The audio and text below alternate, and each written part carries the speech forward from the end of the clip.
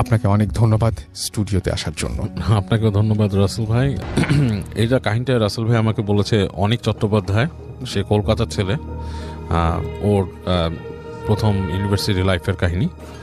So সে ওই সময়টায় পড়াশোনা করতে যায়, আজ থেকে 5-7 বছর আগে আর কি। আচ্ছা, সে নয়নিতালে পড়াশোনা করতে যায়।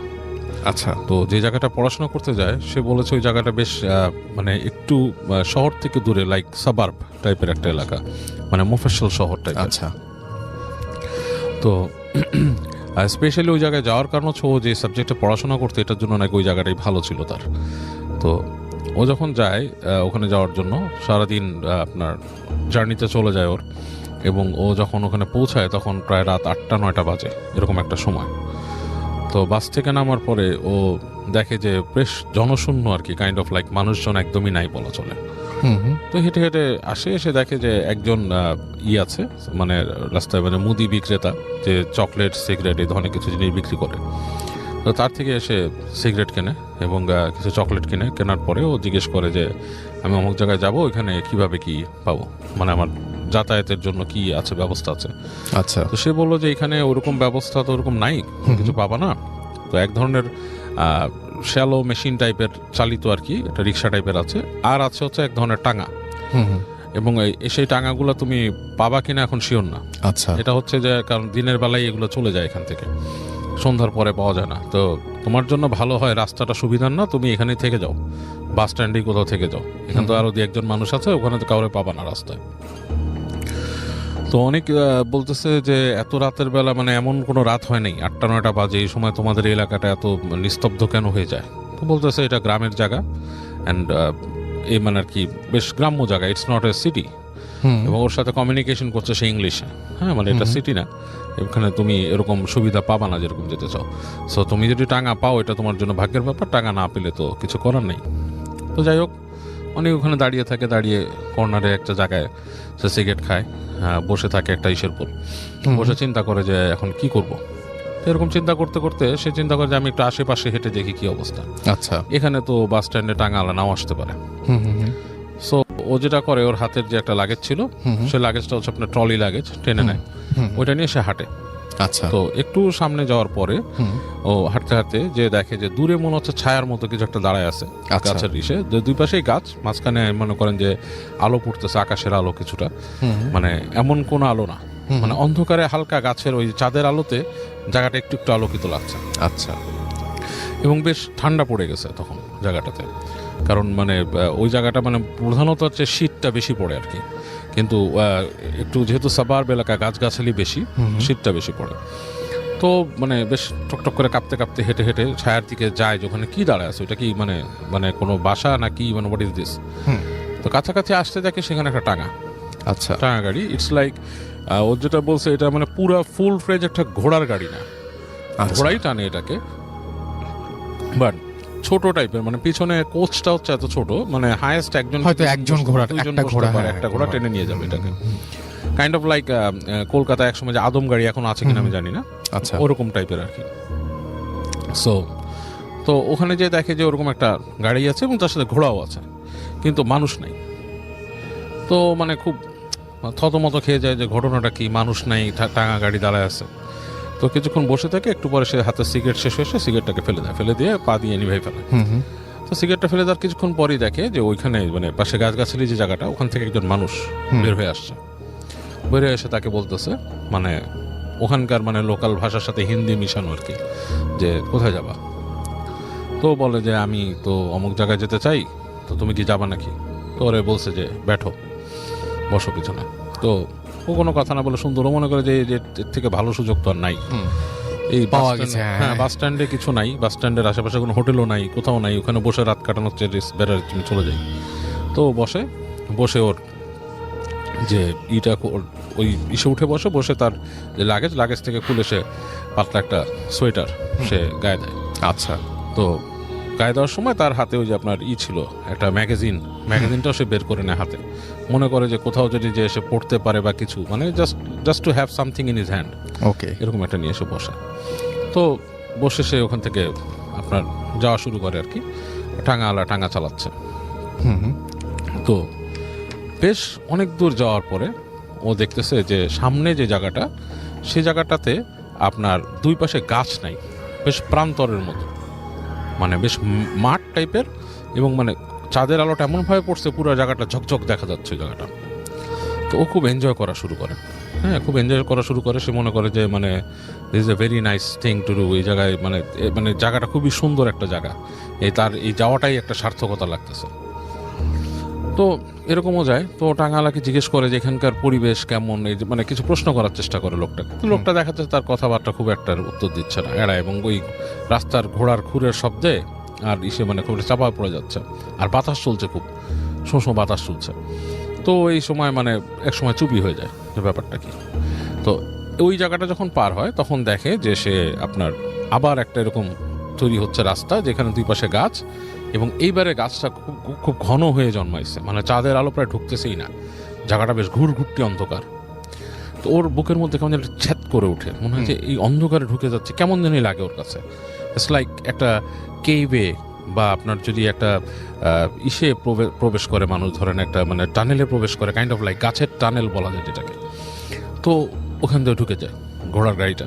তো যখন সেখানে ঢুকে তখন না, ও অলমোস্ট কিছু দেখতে পায় না রাসেল ভাই। যেটা হয় যে শুধু ঘোড়ার শব্দ শুনতেছে, ঘোড়ার খুঁড়ের শব্দ, আর অন্ধকার, এবং অন্ধকারটা খুব জেঁকে বসছে। তো এই সময় ও মানে টের পায় ওর পেছনে কেউ, জাস্ট লাইক আমরা যদি রিক্সায় কেউ মানে আমরা পা দিয়ে উঠে কারো ঘাড়ের মধ্যে এরকম সুড়সুড়ি দেই, কাইন্ড অফ লাইক দ্যাট, ওর ঘাড়ের মধ্যে শীতল কোনো স্পর্শ, লাইক খুব মানে আইস কোল্ড কোনো টাচ ঘাড়ের কাছে। এবং ও খুব চমকা উঠে লাফ দিয়ে উঠে হাত দিয়ে দেখে যে কিছু নেই। এবং তখন মনে হয় যে কেউ দুষ্টুমি একটা হাসি দিয়ে পাশে চলে আসছে, এরকম একটাই। ও খুব ভয় পেয়ে যায়, ও ভয় পেয়ে ও হাত দিয়ে ওই যে টাঙা চালাচ্ছে তার জামা চেপে ধরে।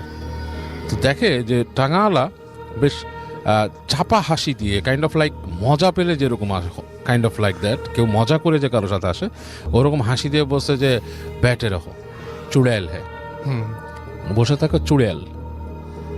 তো ও তো এটার সাথে পরিচিত এই জিনিসগুলো, যেহেতু সে ভারতের ছেলে এবং সে ভারতের বিভিন্ন অঞ্চলের বিভিন্ন মিথ, চুড়েল সম্বন্ধে আমি অনেকে হয়তো শুনছে, চুড়িয়াল বাট ইজ চুড়েল।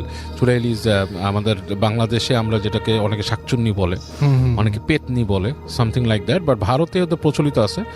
অনেকেই চুড়েল সম্বন্ধে অনেক কিছু আমাকে বিস্তারিত আরও বলছে, আমি নিজেও জানতাম, ওর কাছ থেকে আরও কিছু শোনা, যে ওরা যেটা আমরা অনেকে ডাকিনি বলি আমাদের এখানে, ইট কাইন্ড অফ লাইক দ্যাট। এরা পথ দিয়ে আপনাকে নিয়ে যাবে, কোথাও চুবিয়ে মারবে, কখনো তারা আপনাকে ডিসগাইজ করে সুন্দর কোনো মেয়ে সেজে আসে, এরকম kind of like that. Actually মানে টু বি ফ্র্যাঙ্ক এগুলো হচ্ছে সবই হচ্ছে জিন, সোর্ট অফ এ জিন। বাট এনিওয়েজ আমি ওর বিশ্বাসেই থাকলাম বা ওর কথাতেই থাকলাম যে ওটা চুড়েল। ওকে যখন এটা বললো, ও তখন ওর গায়ের লোম সব একসাথে দাঁড়ায় গেল। আচ্ছা। এবং মানে ওর মনে হচ্ছে যে আমি এখানে না থাকাটাই বেটার ছিল, মানে কেন আমি এখানে আছি, এরকম একটা বোধ তার মধ্যে আসলো। এবং যখন সেই বোধটা পাইছে তখন তার মনে হলো ঠিক তার পাশেই কেউ বসে আছে সিটে, কোনো নারী। এবং যতটুকু সে স্পর্শ বুঝতে পারতেছে তার শরীরের সাথে স্পর্শ, মানে তার কাপড়ের প্যান্টের সাথে তারই মনে হচ্ছে একটা বরফের টুকরা তার পাশে বসা। এবং মানে ও বলার মতো না, ইন দ্যাট পয়েন্ট ও যেটা করছে, ওর যে লাগেজ নিয়ে চিন্তা করছে যে আমি ওই গাড়ি থেকে লাফ দিয়ে পড়ে যাব নিচে। বাট তখন সে মনে করছে এখান থেকে কোনোভাবে সরতে হবে আমাকে, হ্যাঁ এখান থেকে পড়লে তো আমি শেষ। মানে আমার এটা চিন্তা করে সে ওই মানে পড়ার চিন্তাটা মানে লাস্ট মোমেন্টে তার ওই জ্ঞানটুকু রাখছে যে সে ওখান থেকে পড়েনি। সে চিন্তা করতেছে যে এখান থেকে বেরিয়ে যায় কোনো মতে। তো ওই যে গাড়িটা যখন নাকি ঠিক ওই দূরে দেখতেছে লাইট, ওই টানেলের মতো জায়গাটা যখন পার হয়েছে সে তখন ওখান থেকে লাফ দিছে, এবং সে কোনো লাগেজ টাগেজ কিছু ছাড়াই লাফ দিয়ে পড়ছে। ওখানে পড়ে সেই জায়গাটা পড়ছে, দেখছে সামনে ধুধু মাঠ, লাইক প্রান্তরের টাইপের। দৌড়ানো শুরু করছে, দৌড়াচ্ছে। ওর বুঝতে পারতেছে না ওর পিছনে কিছু আসতেছে কিনা। দৌড়াতে অনেক দূর পর্যন্ত গেছে, যে দেখছে যে একটা বাসার মতো, মানে কয়েক সারি বাসা ওখানে আর কি, এরকম মানে একতলা বাসার মতো আছে, সেখানে হয়তো বার্ন টার্ন গোয়াল টোয়াল আছে এরকম কিছু। তো ওখানে বাসার সামনে গেছে, তো ফিরে দেখে যে পেছনে একটা নারী মূর্তি আসতেছে। নারী মূর্তি কীভাবে বুঝছে, সে চুল উঠতেছে, চাঁদের আলোয় দেখতেছে, এবং মানে সেটা মানে মানে খুব স্বল্প বসনা উড়ে আসতেছে, এবং মনে হচ্ছে মাটির থেকে মানে মাটিতে হেঁটে না, মানে মাটিতে বাতাসে সে ভেসে আসতেছে মাটির খুব কাছাকাছি সময় ধরে। এবং ওর যখন খুব কাছে চলে আসছে তখন সে ওখানে জ্ঞান হারায় ফেলছে, তখন আর তার জ্ঞানটা থাকেনি।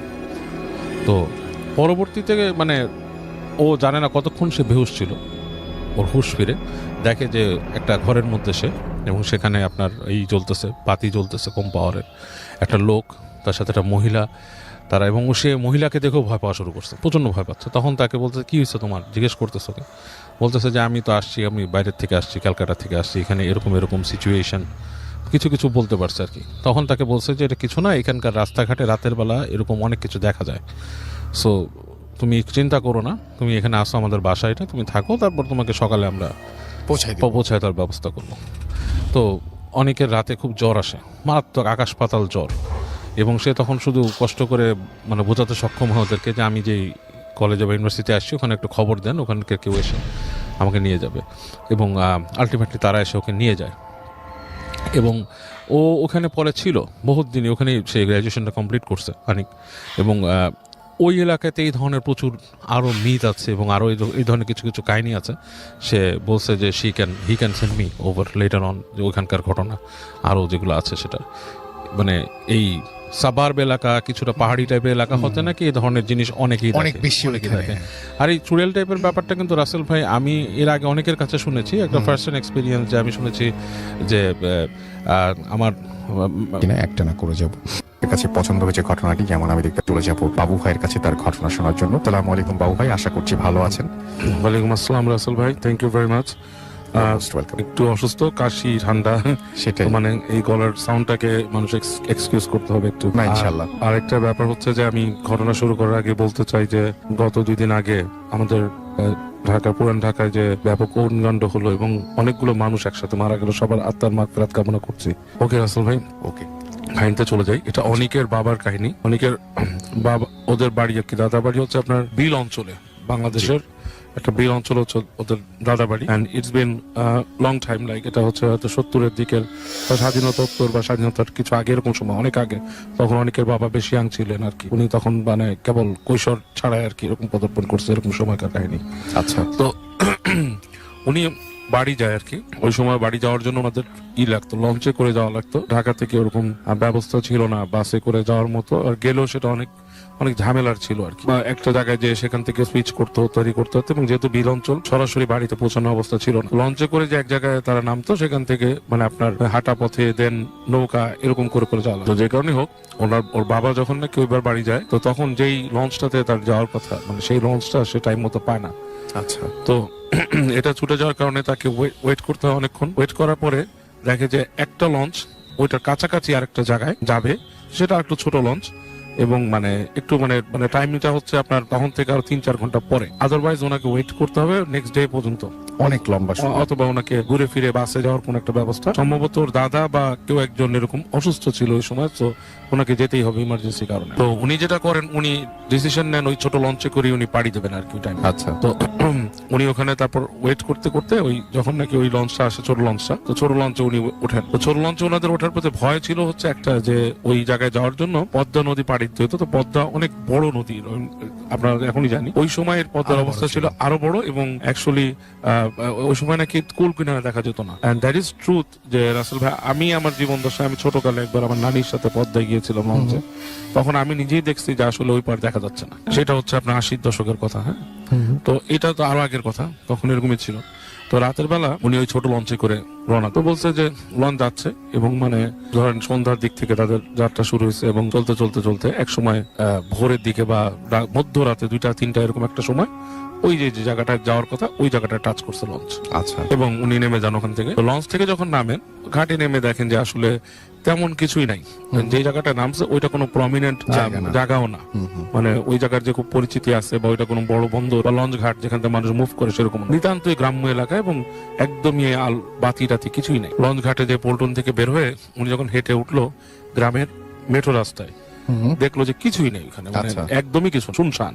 আচ্ছা, তো উনি চিন্তা করতেছে, আমি যদি এখন বাড়ি না যাই, আমি এখানে ওয়েট করি, সেটা করতে পারি সকাল পর্যন্ত, অথবা আমি হেঁটে যেতে পারি। তো যেহেতু ওনাদের গ্রামের সাথে যথেষ্ট কানেক্টিভিটি ছিল, ছোটকালে ওনার বড় হচ্ছে গ্রামে, উনি ডিসিশন নেন যে আমি হাঁটা। আচ্ছা, একটা ওনার আন্দাজ আছে, উনি ওই জায়গাটা খুব ভালো মতন ছিলেন না যেখানে নামছেন, বাট ওনার একটা আন্দাজ আছে যে এইখানের পরে এই জায়গায় যেতে হবে, এই জায়গা থেকে এত দূর হাঁটার পরে আমি ওখানে এই বিলের ওখানে মাঝি টাঝি পাবো, কাউকে ফেলে হয়তো ভোরের দিকে আমি চলে যেতে পারবো, এরকম একটা চিন্তা করে উনি হাঁটা দেন। তো উনি যখন হাঁটছেন, হাঁটতে হাঁটতে হাঁটতে হাঁটতে যাচ্ছেন গ্রামের রাস্তা। এর মধ্যে ওই সময়টা ছিল হচ্ছে ঠিক আপনার ফসল তোলার সময়টা, মানে শীত আসতেছে আবার আসতেছে না, গ্রামে একটু ঠান্ডা পড়ে যায়, কিছু কুয়াশা ধরে আর কি ওই সময়। আচ্ছা, তো উনি কুয়াশা ধরছে এবং একটু ওনার গায়েও লাগতেছে কুয়াশা এবং মানে ঠান্ডা ঠান্ডা লাগতেছে। এই অবস্থায় উনি হেঁটে হেঁটে যেতে থাকে। আচ্ছা, তো ওনার ব্যাগের মধ্যে একটা টর্চ লাইট ছিল, মানে ফ্ল্যাশ লাইট, যে ছোট সিগাল কোম্পানির ফ্ল্যাশ লাইট, ছোট ওগুলো আর কি, মানে তখনকার সময় যেটা বলছে যে সিগাল ফ্ল্যাশ লাইট, ওইটা উনি খুঁজে বের করে ব্যাগের থেকে এবং ওটা জ্বালায় পথের মধ্যে দিয়ে দিয়ে হেঁটে হেঁটে হেঁটে হেঁটে উনি যাচ্ছেন। তো যেতে যেতে গ্রামের রাস্তা বেশ এনজয় করতেছেন এবং ওই সময় মনে করেন যে রাত তখন মানে এমন অবস্থা হয়েছে যে চাঁদ পড়ে গেছে, চাঁদ নাই আকাশে, আকাশে জাস্ট চাঁদ যে পড়ে গেছে, চাঁদের হালকা একটা আলোর মতো আকাশে থাকে এরকম দেখা যাচ্ছে। তো হাঁটতে হাঁটতে হাঁটতে হাঁটতে এমন একটা জায়গায় আপনি আসছেন যে জায়গা হচ্ছে যে আপনার একটা বড় রাস্তা উঠে গেছে এবং রাস্তার পাশ থেকে রাস্তা পার হওয়ার পর আরেকটা রাস্তা নামছে এবং ওই রাস্তাটা যখন উনি নামতেছেন ওনার কিছু স্মৃতি মনে পড়ছে যে ওনার কৈশোরে, ওনার আরো ছোট কাল, উনি যখন নাকি ওনার বয়স 10-11 বছর, তখন উনি ওনার দাদার সাথে ওই এলাকা দিয়ে আসছিলেন। আচ্ছা, এবং যখন আসছেন তখন ওনার দাদা ওনাকে বলছিলেন যে এই রাস্তা দিয়ে কেউ রাত্রে চলে না, চলাফেরা করে না, ওই যে রাস্তাটা দেখাইছিল, কারণ ওনার দাদা ওনাকে নিয়ে আসছিল আর ওই পাশ থেকে। আচ্ছা, তো উনি চিন্তা করলো যে আমি আমার দাদার যে রাস্তা দিয়ে আমি গানছে বড় রাস্তা দিয়ে, সেটা জানছিল ভ্যান গাড়িতে করে, মানে 3 চাকার ভ্যান। এখানে আমার 3 চাকার ভ্যান নেই এবং বহু দূরের রাস্তা ওনার মনে পড়ে আর কি। তো ওই রাস্তাটা শর্টকাট যেটার কথা বলছে যে এখান দিয়ে মানুষ চলে না রাত হলে। উনি চিন্তা করছে এখানে কি নামবো, কেন চলে না, দাদা এত কিছু বলেন, কনফিউশন আছে। উনি অনেক চিন্তা ভাবনা করে উনি করলো কি রাস্তা ক্রস করে ওই রাস্তায় নাম, সেটাতে মানুষ চলে না। তো উনি ওখান দিয়ে নেমে হাঁটা ধরছে, হাঁটতে ওইটা হচ্ছে বলছে যে একটা আইল থাকে যে গ্রামে ফসলের জমির মাঝখানে আইল, তার থেকে একটু বেশি চওড়া। আচ্ছা, মানে বেসিক্যালি হয়তো একটা ভ্যান গাড়ি কোনো সময় যেতে পারে এবং যেতে যেতে উনি দূরে দেখতেছে যে বাঁশঝাড় এরকম ছেয়ে গেছে। বাঁশঝাড় যখন ছেয়ে গেছে ওনার কাছে একটু ভয় লাগতেছে, কারণ বাঁশঝাড় সম্পর্কে অনেক কিছু প্রচলিত আছে গ্রামে, যে বাঁশঝাড় থেকে নাকি বাঁশ পড়ে থাকে, এসব কথা তখন ওনার মাথায় আসছে। তো উনি এতটা আমল নেন নাই, উনি যাচ্ছে বাঁশঝাড়ের মধ্যে দিয়ে এবং কোনো বাঁশ পড়া উনি পান নাই। যাচ্ছে তো যখন উনি বাঁশঝাড়টা পার হচ্ছেন, মানে প্রায় মাঝামাঝি জায়গায়, তখন একটা শব্দ পায়। শব্দটা হচ্ছে জোরে বাতাস গেলে যেরকম মানে একটা হুইসেল তৈরি করে, সেরকম হুইসেল টাইপের সাউন্ড, মনে হচ্ছে যে কিছু একটা ছুটে চলতেছে দুই পাশে বাঁশঝাড়ের ভেতর দিয়ে। তো উনি মানে একটু ওনার গা শিরশির করে ওঠে, ঘটনা কি। তো উনি এক জায়গায় থেমে যান, থেমে যেয়ে উনি কান পাতেন, দেখে শব্দ নাই। আবার উনি হাঁটা শুরু করছেন, আবার হুইসেলটা শুরু হয়। ইটস লাইক আমরা যদি কোনো বাতাসের মধ্যে দিয়ে খুব দ্রুত যানবাহন লাইক মোটরসাইকেল বা সাইকেলে যাই, আমাদের কানে কিন্তু একটা বাতাস লাগে, কাইন্ড অফ লাইক দ্যাট, ওরকম একটা বাতাসের শব্দ উনি পাচ্ছেন। তো উনি হাঁটতে থাকেন, চিন্তা করে যে কোনো হোক এখানে আমার থেমে দাঁড়ালে খামাখা যেটা চলবে না, চলবে না, জিনিসটা আসলে একটা বাজে জিনিস বা যেটাই হোক ভয় লাগবে বা হোয়াট এভার, চিন্তা করে ভয়ও পাইছে উনি কিছুটা। তো হাঁটতে হাঁটতে হাঁটতে উনি আরো সামনে চলে যায়। তো বেশ কিছু দূর যে উনি দেখে ওনার হাতের বাম দিকে ওই গ্রামের পরিত্যক্ত জমিদার বাড়ি একটা, ওখানে এক জমিদার ছিল। সেই জমিদারের মানে এক সময় এরা এখানে রুল করতো এবং অনেকে করতো, পরবর্তীতে তারা এগুলো ছেড়ে দিয়ে ভারতে চলে যায়, তাদের প্রপার্টিজ লেফট ওভার ওখানে আছে। তো ওই জমিদার বাড়িটা যখন উনি দেখে, যে জমিদার বাড়ির অবয়ব দেখা যাচ্ছে পাশে, ভাঙাচোরা এই জানলা টালনা, তখন ওনার মনে হয় যে আসলে এই জমিদার বাড়ির কারণেই কি মানুষ এই রাস্তাটা পরিহার করে চলে কিনা, হু নোজ, অনেক কিছু তো শোনা যায় জমিদার বাড়ির সময়। যাই হোক উনি ওইটা মাথায় আসে এবং আরেকটু ভয় বেড়ে যায় ওনার জমিদার বাড়ি সম্পর্কে। তো হেঁটে হেঁটে হেঁটে হেঁটে উনি যখন জমিদার বাড়িটা পার হচ্ছে রাসেল ভাই, তখন ওনার কাছে জিনিসটা খুব ইন্টারেস্টিং লাগে। মানে পাশ থেকে যাওয়ার সময় যে দৃশ্যগুলো দেখতেছে, বাড়ির সামনের আঙিনা এটা সেটা, তখন খুব ইন্টারেস্টিং লাগে। তো উনি মনে করে যে আমি এখানে একটা সিগারেট খাই। তো ওখানে উনি থেমে একটা সিগারেট উনি ধরায় আগুন দিয়ে। সিগারেট যখন উনি ধরাচ্ছে ওনার কাছে তখন মনে হয় যে আলোটা ধরানোর সময় পাশ থেকে কিছু সাতসাত করে সরে গেছে। ইটস লাইক অন্ধকারে কেউ একজন আশেপাশে থাকলে, আগুন জ্বালালে যেমন কেউ দৌড় দিয়ে সরে গেলে পাশ থেকে, এরকম একটা ফিলিংস ওনার কাছে কাজ করেছে। হ্যাঁ, মাথার মধ্যে তেমন আমার সাথে কেউ ছিল আশেপাশে, এত সাইলেন্টলি এত হিসেবে ওনার কাছে বেশ লাগা শুরু করে। তো উনি সিগারেট ধরা উনি খেতে থাকে, খেতে উনি সিগারেট টানতে থাকে এবং হাঁটে সামনে, এবং হাঁটতে জমিদার বাড়ির আঙিনাটা ক্রস করে এবং ওনার কাছে তখন থেকে মনে হওয়া শুরু করে যে ওনার পিছনে মানুষ আছে, কেউ কিছু জিনিস হাঁটতে, সামথিং লাইক দ্যাট। তো উনি পিছনে উকি দেয়, পিছনে ফিরে কাউকে দেখেন না, বাট যখনই ফিরে হাঁটা ধরে মনে হয় যে ওনার সাথে সাথে কেউ হেঁটে ফলো করতেছে। এবং এরকম করে যেতে যেতে উনি এক পর্যায়ে ওই যে সেই বিল ওটার পাশে চলে আসে। ওটার পাশে এসে উনি দেখে একটা নৌকা, ওখানে একটা নৌকা রাখা আছে এবং নৌকার উপরে একটা মানুষ বসা, বোঝা যাচ্ছে মানে দূর থেকে একটা অবয়ব, মানে কেউ বসে আছে, গায়ের মধ্যে চাদর বা কিছু দিয়ে ঢাকা। এটা একটা কোনো কিছুর স্তূপ হতে পারে, আবার একটা মানুষও হতে পারে, এরকম কিছু একটা। তো উনি চিন্তা করে যে আমার তো এখান থেকেই যেতে হবে, বিলে আমার রাস্তার নাই, এবং নৌকা যেহেতু একটা আছে, উনি হেঁটে হেঁটে যায় যে উনি গলা চড়ায় ডাক দেয়, এই মাঝি আসো নাকি, এসে ওতে কোনো শব্দ না। 2-3বার ডাকার পরে ওই যে উনার যে একটা দেখা যাচ্ছে যে একটা স্তূপের মতো ওটা নড়ে উঠছে। নড়ে ওঠার পরে উনি বুঝে যে একজন মান উঠে বসছে, মাথার উপর থেকে কাপড় সরাচ্ছে না। উনি বলে আমাকে নিয়ে যাবা অমুক জায়গায়, একটা জায়গা, যে জায়গায় উনি যাবে ওই জায়গার নাম বলে। ওখানে কিছু বলে না, দেখে যে একটা দাঁড় ঠাস করে শুধু পানিতে পড়ছে, বলে যাবে। তো উনি ভাবে যে এটা হয়তো এত ভোর রাতে ঘুম জড়ানো যাইতে পারে এর জন্য। তো উনি কিছু না বলে আস্তে করে নৌকা উঠে বসে। তো নৌকায় যখন উঠে বসে দেখে যে বেশ দূরনি ছোট নৌকা, এটাতে বেশি হলে 2-1 জনের বেশি মানুষ চড়তে পারে না। যখন নৌকায় উঠে বসার পরে দেখে যে ব্যাপক দুলুনি শুরু হয়ে গেছে। আচ্ছা, যে ওখানে লাইক কয়েকজন মিলে নৌকাটাকে দুলালে যেরকম হয় সেরকম। তো দেখে যে ওই যে মাঝি ছিল হাতে লাঠি দাঁড়, সে পানির মধ্যে ঝাপ করে 2-1 দাঁড় দিয়ে এরকম বাড়ি দেয়, তারপর দুলুনিটা কমে। ওনার কাছে মনে হয়েছিল যে উনি যখন নৌকা উঠছে অন্য কেউ নৌকা উঠার চেষ্টা করছে, সময় উঠে নাই সামহাও। যাই হোক নৌকাটা ওই লোকটা ছেড়ে দেয় এবং নৌকা আস্তে আস্তে যেতে থাকে। উনি মাঝির সাথে কথা বলার চেষ্টা করে, কি ব্যাপার, আপনার বাড়ি কোথায়, রাত্রেবেলা আপনার এখানে কোনো নাই, কোনো একটা কুপি জ্বালেন। মাঝি কোনো কথা বলতেছে। তো উনি ওনার সিগারেট শেষ হয়েছে, ওনার না ভয় একটা ভেতরে কাজ করতে থাকে, বিকজ অফ নৌকার পানির মধ্যেও একটা কুয়াশা বিল, এবং ওই বিলের আশেপাশে মাছ ধরার জন্য বিভিন্ন পাতা থাকে, ওটা কি বলে, ওই যে জালের মতো পাতা থাকে। বুঝতে পেরেছি। তো উনি মনে মনে আবার চিন্তা করে যে এগুলো অনেক গল্প শুনছে বিল সম্পর্কে এই সম্বন্ধে, এবং রাত কয়টা বাজে। তখন উনি করে না ঘড়ি বের করে, ওনার হাতে একটা সিকো ঘড়ি ছিল, ওখানে তাকায় ওই যে সিগারেটের আলো দিয়ে জোরে দিয়ে তাকায় দেখে তখন 3:30 এরকম বাজে। তো ওখানে যাচ্ছে, পানি দিয়ে দেখে আস্তে আস্তে যাচ্ছে। তো উনি চিন্তা করে যে উনি লাইট মারবে কিনা। তো একবার ভাবে লাইট মারবে মাঝির দিক, হাতে ফ্ল্যাশ লাইট ছিল। তো ভাবে যে আবার গ্রামে এটাকে খুব বাজে ভাবে নাকি দেখা হয়, কারো চেহারার উপর ফ্ল্যাশ মারে। এটা তো স্বাভাবিক, এটা খুবই স্বাভাবিক। হ্যাঁ, তখন চিন্তা করে এটা আবার ওই মাঝি অফেন্ডেড হয় কিনা। তো মাঝি ওনার সাথে কথা বলে না, উনি খুব মানে ফ্রাস্ট্রেটেড হয়ে গেছে কি ব্যাপার। তো এক সময় নৌকাটা যেতে যেতে যেতে ওনার যে গন্তব্যের যে জায়গা তার কাছে চলে আসে, এসে দেখে যে নৌকাটা আস্তে আস্তে আস্তে আস্তে করে পাড়ের কাছে নিয়ে আসতেছে। এনে পাড়ের ঠিক না ঠেকায় মাঝিটা করে কি ওই বইটা দিয়ে, মানে হাতের যে লগিটা ছিল ওইটা দিয়ে পানির মধ্যে বাড়ি আঘাত করে আঘাত করে আটকায় রাখে, নৌকাটাকে থামায় দেয়। আচ্ছা, তো উনি বলতেছে যে কি ব্যাপার, পাড়ে নামাচ্ছেন না কেন। ওই সময় মাঝি প্রথম কথা বলে, এবং কথাটা রাসেল ভাই লাইক খুবই মানে ডিফারেন্ট টাইপের টোন, লাইক একটা পুরুষ মহিলা মিলায় যেরকম টোন করে, যেরকম লাইক একটা মানে মানুষের টোনের সাথে মিল নাই। টোনটা হচ্ছে নাইমেন না এমন ভাবে বলে, লাইক খুবই বলে ভয়ঙ্কর একটা টোনে। ওর শুনে ওর গায়ের সব লোম দাঁড়ায় যায়, এবং সে তাকায় দেখে যে ওই যে পাড় যে আছে নদীর পাড়ে, ওখানে চোখ জ্বলতেছে কিছু। ইটস লাইক ধরেন আপনার কোনো শিয়াল বা নেকড়ে টাইপের কোনো প্রাণী যদি ওখানে থাকে এরকম, এবং অনেকগুলা ঠিক ওই পাড়ের মধ্যে। তাকে বলছে নাইবেন না বলে, সে ওর গায়ে তো লোম দাঁড়ায় গেছে, পানিতে নামতেছে না, আর ওই নৌকাও বসে থাকতে পারতেছে না ওনার উপর। তো হঠাৎ করে সে তারপর চিন্তা করে এদিক তাকাচ্ছে ওদিক তাকাচ্ছে, হঠাৎ করে তাকায় দেখে যেটা মাঝি যে ছিল সে নাই, ওখানে শুধু একটা চাদর পড়ে আছে। আচ্ছা, খুবই চাদরটা লাইক আপনার মানে একটা হঠাৎ করে একটা বস্তু যদি চলে যায়, চাদরটা রেখে দেয়, ইটস লাইক দ্যাট, এরকম ভাবে পড়ে আছে। তো উনি বসে তখন কি করে, ওখানে বসে আস্তে আস্তে দোয়া পড়তে থাকে, এবং যখন দোয়া পড়ে তখন দেখে যে ওই দূরের ওগুলা আরেকটু সরে যাচ্ছে এবং গড় গড় শব্দ করতেছে।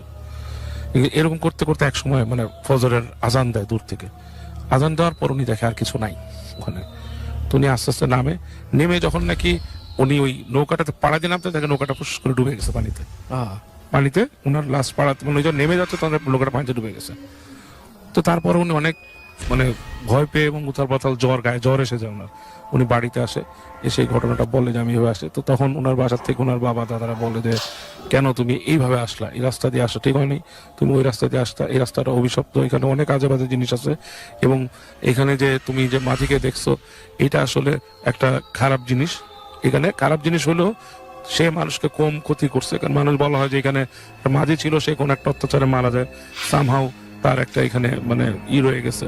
আর ওই নৌকা যেটা তুমি দেখছো, এই নৌকাটা ওখানে ডুবা নৌকা, এই নৌকা আসলে পানিতে চলার জিনিস না। আচ্ছা, এটাতে করে তুমি পার হয়ে আসছো কেন, এটা একটা মিস্ট্রি টাইপের জিনিস ওনার হয়ে যায়। তো যে ওনার একটা বাজে এক্সপিরিয়েন্স।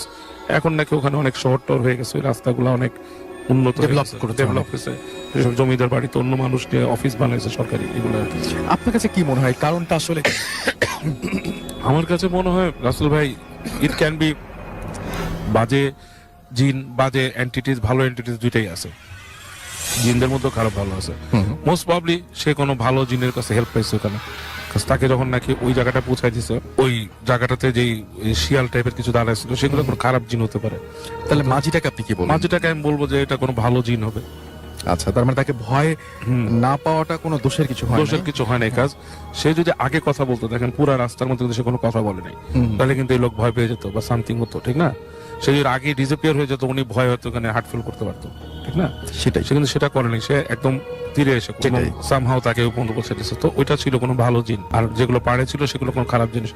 হয়তো ওনার রাস্তাতে ওনাকে যারা ফলো করতেছিল ওইটাও কোনো খারাপ জিনিস ছিল। মানে আপনার কি কোনো সময় এরকম মনে হচ্ছে যে আমরা বিভিন্ন সময় রাস্তাঘাটে চলাফেরার সময়, হুম। বিভিন্ন সময় এই যে বিভিন্ন জায়গায় যাওয়া আসার সময় পথে আমরাও তো অনেকের হেল্প পাই, কোনো সময় এরকম মনে হচ্ছে যে তাদের মধ্যে সবাই মানে সবাই যে মানুষ এরকম তো ভাবার এটা অ্যাকচুয়ালি আমরা যতটুকু মানে জানি বা যতটুকু দেখি, জিনদের মধ্যে তো অনেকে আছে আমাদের মধ্যে বসবাস করে, হুম, হুম। And we don't even know যে আসলে কি। যেমন আমি একবার একটা স্টোরি বলছিলাম ভূতে ফেমে, যে পুরান ঢাকার একটা মাঠের মধ্যে দেখছিল আমার এক ফ্রেন্ড, হ্যাঁ, অনেকদিন আগে বলেছেন, যে রাইট, হ্যাঁ। অনেকগুলো ওর সকালে ঘুম থেকে মানে ভোরে হজরের নামাজের ঠিক পরে আপনার কি মনে আছে মাঠটা মনে হয় আমরা দেখতেও গেছিলাম? দেখতে গেছিলাম, রাইট? ওই মাঠে দৌড়াদৌড়ি করতেছে কতগুলো ছেলে, এবং হ্যাঁ। এগুলো দেখে বোঝা যাচ্ছে নাকি। মাঠের মধ্যে দিয়ে নামাজ পড়া শেষ করে প্রথম মুসল্লি ঢুকলো, সাথে সাথে প্রত্যেকটাই এক হয়ে একজন হয়ে গেল, একজন হয়ে গেল, রাইট। হয়ে আস্তে করে একটা পিঠে ছালার ব্যাগ নিয়ে বের হয়ে গেল। সো আমরা কিন্তু জানি না কে কোথায় আছে। হ্যাঁ, সো হইতে পারে একটা মানে মানুষের মতো চলাফেরা করতেছে, হতে পারে আমরা যেমন অনেক আগে ছোটকালে ঘটনা শুনতাম, এইসব কাহিনী এখনো অনেক পাই, মানুষের কাছ থেকে আসে, মেইলে আসে, এসে কিন্তু এগুলো বলি না, কারণ এটা অনেক চর্চিত, জি, যে অনেক মাদ্রাসায় অমুক একটা ছাত্র ছিল, জি। পরে দেখা গেল যে সে আপনার নাই। এলাকাতেও এরকম ঘটনা হ্যাঁ। আছে অনেক। আমার এলাকাতে যে মাদ্রাসা একটা আছে, ওখানে তো প্রতিদিনই ঘটনা ঘটে। আমার এক আত্মীয়র বাসা খুব কাছে, সে প্রায় রাত্রে চিৎকার শুনে ভূত ভূত ভূত, কোথা থেকে শুনে মাদ্রাসা ছেলেমেয়েরা চিৎকার করতেছে। তো পরে মানুষের কাছ থেকে শুনছে যে ওখানে নাকি জিনরা আসে, ডিস্টার্ব করে। তো এটা মানে এত বেশি শোনা কাহিনী হয়ে যায়, আমরা আচ্ছা এটাকে আর শেয়ার নাই করি। যেটা শুনলে মানুষ বলবে যে আমরা শুনেছি, কিন্তু শুনেছি যেটা একই ঘটনা যখন অনেকের কাছ থেকে শোনা যাচ্ছে, হুম। তখন সেইটা আসলে সেই এই সন্দেহের কোনো অবকাশ নেই। এই যে এই ধরনের কাহিনী, মাদ্রাসায় ছাত্র হিসাবে আসা, ইউনিভার্সিটিতে ছাত্র হিসাবে আসা, রাসেল ভাই আপনার নিজের বাড়ি রাজশাহী, সেখানে কিন্তু রাজশাহী ইউনিভার্সিটিতে এই কাহিনীটা কিন্তু খুবই কমন। রাজশাহী ইউনিভার্সিটি অনেকে বলেছে যে ছাত্র লাইট নিভাই দিয়েছে হাত বড় করে, এবং পরবর্তীতে তাকে দেখা যায়নি। এই ধরনের ঘটনা কিন্তু রাজশাহী ইউনিভার্সিটিতে অনেক মানুষের মুখে। তারপর অনেকের কাছে শুনছি এরকম যে সকালবেলা এসে ডাক দিয়ে নিয়ে গেছে জমিতে চাষ করার জন্য, হ্যাঁ, বা মাটি কাটার জন্য, পরে যে দেখা তার সাথে কুস্তি হয়েছে, এগুলো একদম রেগুলার ঘটনা শোনা এটা কিন্তু যায়। এমন শুনছি, মানে এই যে কুস্তির ঘটনাটা আমি একদম আমার নানা বাড়ির মানুষের কাছ থেকেও শুনছি, এবং তাদের ব্লাড লাইনের মধ্যে বলছে। সো কিন্তু পরবর্তীতে আরো মানুষের কাছে শোনার পর আমি একটু কনফিউজ হয়ে গেছি, কারণ ওইটা এক অঞ্চল, এটা আরেক এটা আরেক অঞ্চল, অঞ্চল, হ্যাঁ, সেটাই, মানে সেটাই। বিভিন্ন অঞ্চল থেকে। সো এগুলো নিশ্চয়ই ঘটে রাসেল ভাই, না ঘটলে তো মানুষ না, হয় না যে একটা ঘটনা আমি কলকাতা থেকে পাচ্ছি, ঠিক একই ঘটনা ঢাকায় একজন বসে লিখছেন, লিখছে, হ্যাঁ, একই রকমের ঘটনা, একই রকমের ঘটনা, শুধুমাত্র প্রেক্ষাপট ভিন্ন, মানুষগুলো আলাদা। মানুষগুলো আলাদা। এই জিনিসগুলো কিন্তু খুবই মানে আজব। তেমন কি এইসবের প্রকারভেদ, ওই যে আপনি ইংলিশ বইগুলোতে, ইংলিশ সাহিত্যে, ইংলিশ হরর বইতে দেখবেন যে লেখা থাকে যে হেডলেস হর্সম্যান। হুম, হুম, এটা আমি আগে বলছি, হেডলেস হ্যাঁ। হর্সম্যান বাংলাদেশেও আছে, বাংলাদেশেও আছে। বাংলাদেশে আছে, বাংলাদেশে বাংলায় বলে কন্ধ কাটা। হ্যাঁ, হ্যাঁ। সো এই জিনিসগুলো কিন্তু কমন। এটা নিয়ে একটা খুব চমৎকার ব্যাখ্যা আছে, মানে ব্যাখ্যাটা হচ্ছে মানে একজন আমার খুব পরিচিত একজন, মানে আমার খুব বন্ধুর মতো এবং বড় ভাই, তিনি একটা কথা বলেছিলেন, সেটা একটু মানে হাস্যকর হবে, তারপর আমি একটু বলছি। উনি বলেন যে আসলে আমরা সামহাও হয়তো অন্য জগতের সাথে কানেক্টেড হয়ে যাই। তো যেরকম হয় না যে অন্য জগতের কোন একটা এন্টিটি আমরা দেখছি বা কিছুটা আমরা দেখছি, সেটা হয়তো ফুললি ডাউনলোডেড হতে পারে না, তাই জন্য আর অর্ধেক অবস্থায় অর্ধেক অবস্থায় আমরা দেখতে পাচ্ছি, সেটাই। তো যাই হোক, মানুষ দেখে আর কি একসময়। হ্যাঁ, মানুষ দেখে, সেটাই। তো যাই হোক, এরকম ঘটনা নিয়ে এবং আলোচনা আরো বাবু ভাইয়ের সাথে থাকবে আমাদের আরো একবার। সুতরাং আপনারা সবাই সঙ্গেই থাকুন। একটা ছোট্ট বিরতি নিব, বিরতির পরে আবারও ফিরে আসছি। Stay tuned to radio food FM and do food.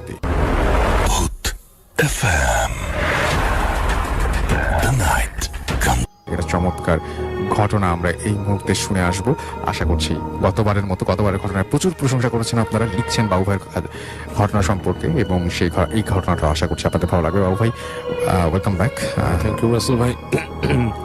এই কাহিনীটা আপনার আমি শুনেছি হচ্ছে কি সুমিতের কাছে। জি। তো সুমিত, এটা হচ্ছে আপনার ঢাকার বাইরের একটা কাহিনী, জি। যেটা যথারীতি আপনার একটা অ্যাকচুয়ালি ট্রাভেলিং এর উপরই। তো জিনিসটা মানে আমার কাছে বেশ অবাক লাগলো কোইন্সিডেন্টলি, যে এর আগে যিনি বললেন ওনারও ছিল হচ্ছে ট্রাভেলিং এর। আমার প্রথম কাহিনীটা কাইন্ড অফ লাইক দ্যাট ছিল, হ্যাঁ, এটাও সেরকম। আসলে সিলেক্ট করার সময় তো করা হয়েছে, করার আর কি। যাই হোক, তো সুমিতের এই কাহিনীটা হচ্ছে যে বাংলাদেশের খুব বিখ্যাত একটা রাস্তার কথা, কিন্তু আমি অ্যাকচুয়ালি ওই রাউটটা উল্লেখ করব না, কারণ ওইখানে রেস্টুরেন্ট এই একটাই পড়ে বেশ বড়।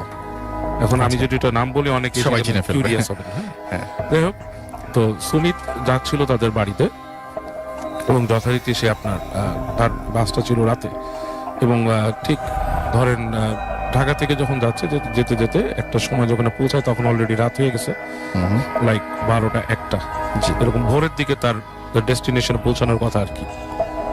তো ও যেখানে যাচ্ছিল সেখানে রাসেল ভাই এমন একটা জায়গায় রেল স্টেশনটা যে আপনার এরপরে রেল স্টেশনের পরের জায়গাটা হচ্ছে প্রান্তর। আচ্ছা। এটা কোনো একটা সময় বিলের মতো হয়ে যায় বৃষ্টির সময়, আর যখন নাকি মানে দুই পাশে পানি রাস্তার পাশে চলে আসে আর শুষ্ক সময় শুষ্ক থাকে, দু প্রান্তর থাকে এবং অ্যাকচুয়ালি কিন্তু এরপর আর রেল স্টেশন নাই, দীর্ঘ সময় ওই রাস্তাতেই চলতে হবে গাড়িটা, হ্যাঁ, এরকম একটা জায়গায়। এবং ওই রাস্তায় অনেক দূর চলার পর দুই পাশে হয়তো একটু বনের মতো জঙ্গলের মতো পড়ে এরকম। সো এবং রাসেল ভাই আপনি নিজেও ট্রাভেল করছেন অনেক রাস্তা, একটু বলে রাখলাম আর কি। আচ্ছা। যাই হোক, ও যখন ওখানে পৌঁছায় তখন রাতের বেলা রাসেল ভাই রাতের বেলা ওই রেল স্টেশনে পৌঁছায়। বেশ ওই রেস্টুরেন্টটা বেশ বড়, লাক্সারিয়াস, 1তলা 2তলা 3তলা এরকম, এবং উপরের দিকে একটু পরিচ্ছন্ন জায়গা, নিচের দিকে তো এভারেজ। তো উঠে যায় সুমিত, ওখানে ওদের গাড়িতে করে যাচ্ছিল, ওরা গাড়ি পার্ক করে উপরে উঠে যে আপনার ওই যে লাউঞ্জ যেখানে ওখানে বসে দেখে লাউঞ্জ ফাঁকা রাতের বেলা, খুব একটা বাসও থামে নাই, যেহেতু তার প্রাইভেট কারে ট্রাভেল করা হচ্ছে, অন্য কোনো বাসের স্ক্যাজুয়াল নাই। আচ্ছা। শান্ত যখন অনেকগুলো বাস থামে তখন ধরেন ডিফারেন্ট মানুষজনের আনাগোনা ঘটে, তো দেখতেছে যে পুরোটাই ফাঁকা ওই জায়গাটা। তো এক জায়গায় যে বসে যে কিছুক্ষণ চিন্তা করে কি করবে, হালকা লাইট স্ন্যাক্স এর কথা চিন্তা করে। তো ওখানে বেশ করে বাইরের স্ন্যাক্স খুব ভালো পাওয়া যায় না, আইসক্রিম, কফি, স্যান্ডউইচ এগুলাই। তো এগুলো অর্ডার করে ওগুলো নিয়ে এসে আস্তে করে বসে একটা টেবিলে। তখন বসে আছে, ও হঠাৎ করে খেয়াল করে যে একটা কোণা ছিল অন্ধকার, কিন্তু লাইট লাগানো, বেশি স্পট লাইট আছে মাঝখানে। তো গ্লাসের এক পাশে থেকে অন্ধকারে যে কিছু নড়াচড়া টাইপের। আচ্ছা। তো খেয়াল করে দেখে যে একটা মেয়ে বসে আছে, মেয়েটা বসে, হালকা আলো পড়ছে তখন সে আরো খেয়াল করতেছে, কিন্তু আলো আধারি ছায়ার মধ্যে মেয়েটা বসা, এন্ড তার শাড়ির রং হচ্ছে আপনার কাইন্ড অফ রেড, এটাও বোঝা যাচ্ছে। লালের মধ্যে হালকা আলো পড়াচ্ছে, এটা মানে ডার্ক মেরুন রাখছে অন্ধকারে। আচ্ছা। মেয়েটা বসে আছে, মেয়েটা তাকাচ্ছে ওদিক থেকে, ও তাকাচ্ছে, এন্ড হি ফেল লাইক তাদের ভেতরে কোনো একটা মানে ভাবের আদান প্রদান হচ্ছে, এরকম একটা ব্যাপার। তো দেখছে ও খুব মানে কফিতে চুমুক দিচ্ছে, খুব খোশ মেজাজে চলে যায় আর কি।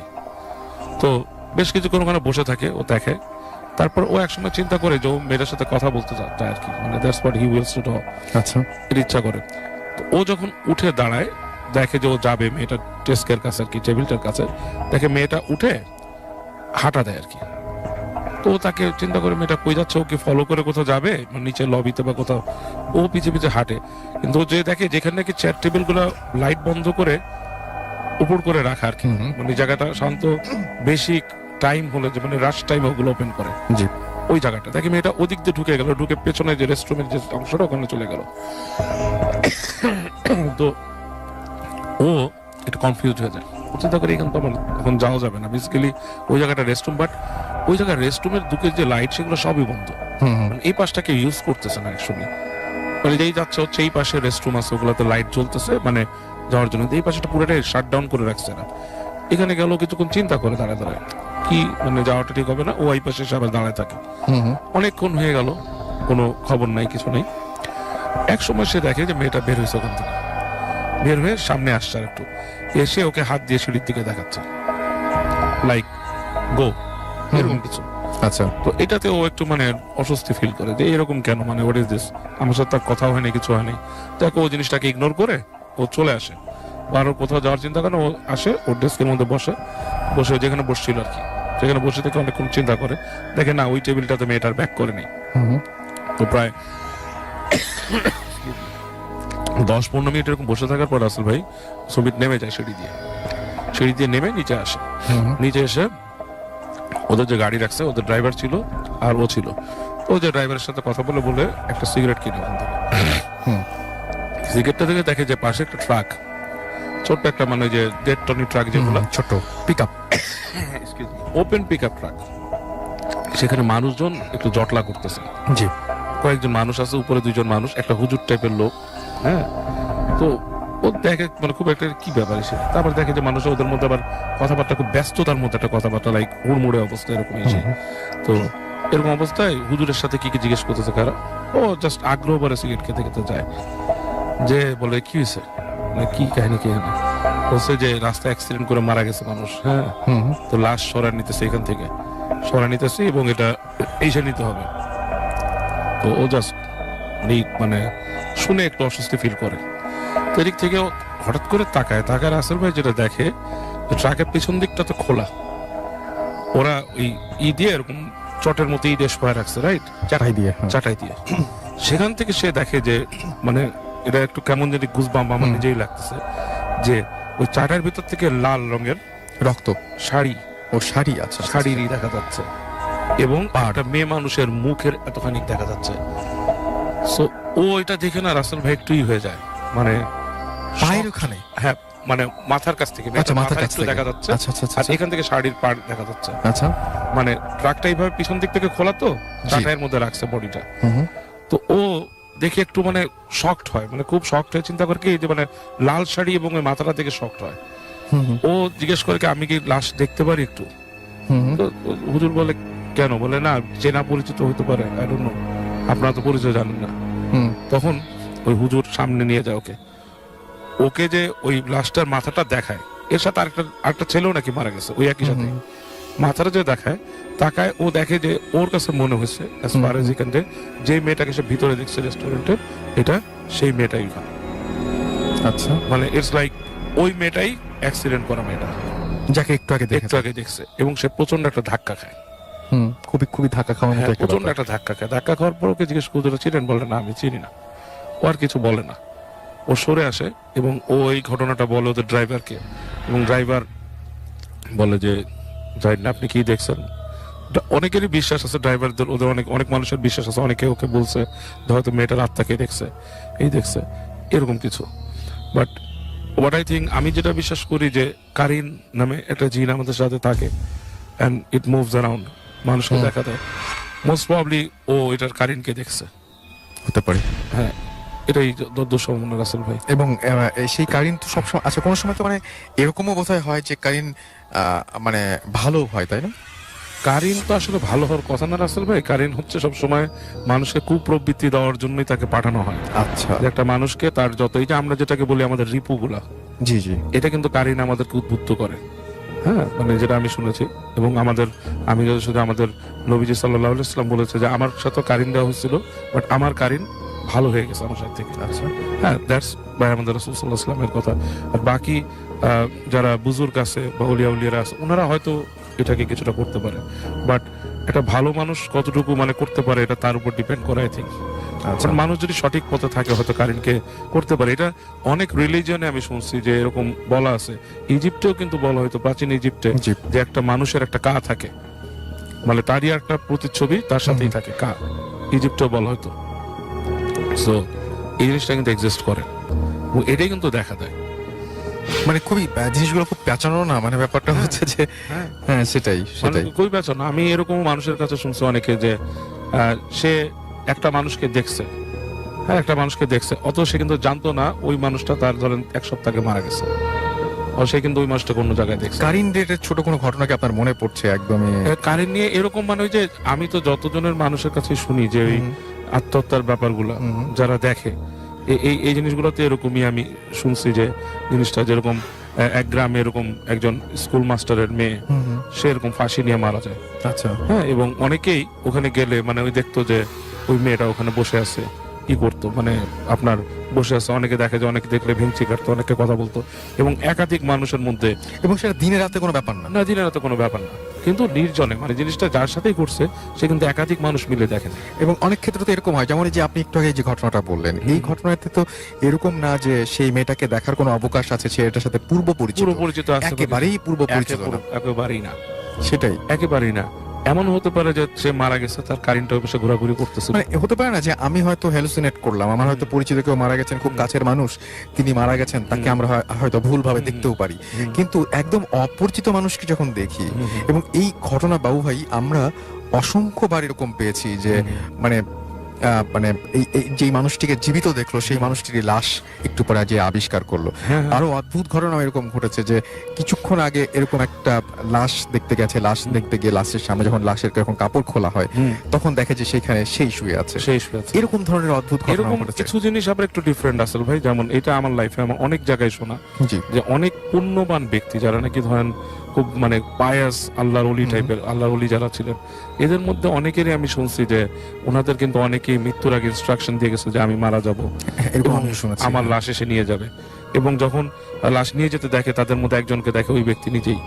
এরকম কিন্তু অনেক একটাই শুনছি আমি এরকমও শুনছি যে একজন এরকম পুণ্যবান ব্যক্তি মারা গিয়েছেন, ওনাদের পরিচিত একজন হজে যেয়ে তাকে দেখছেন। আচ্ছা, তো এই কেসটা কিন্তু আবার একটু ডিফারেন্ট রাসেল ভাই, এটা আসলে ধর্মীয় ব্যক্তিরা বেশি ভালো বলতে পারবে। ভালো বলতে পারবেন যারা যারা জানেন জানেন আমি জানি কিছুটা, বাট আমি যেহেতু এটার মানে I am not very expert on this thing, I don't want to make any comment. হ্যাঁ ঠিক সেটাই আছে? না, বাট ফেয়ার এনাফ। হ্যাঁ সেটাই হ্যাঁ সেটাই। থ্যাংক ইউ সো মাচ বাবু ভাই, থ্যাঙ্কস ফর কামিং। আপনি অসুস্থ থাকার পরে আজকে কষ্ট করে এসেছেন। Thank you Rasel. Boot FM. The night comes alive with Gramophone.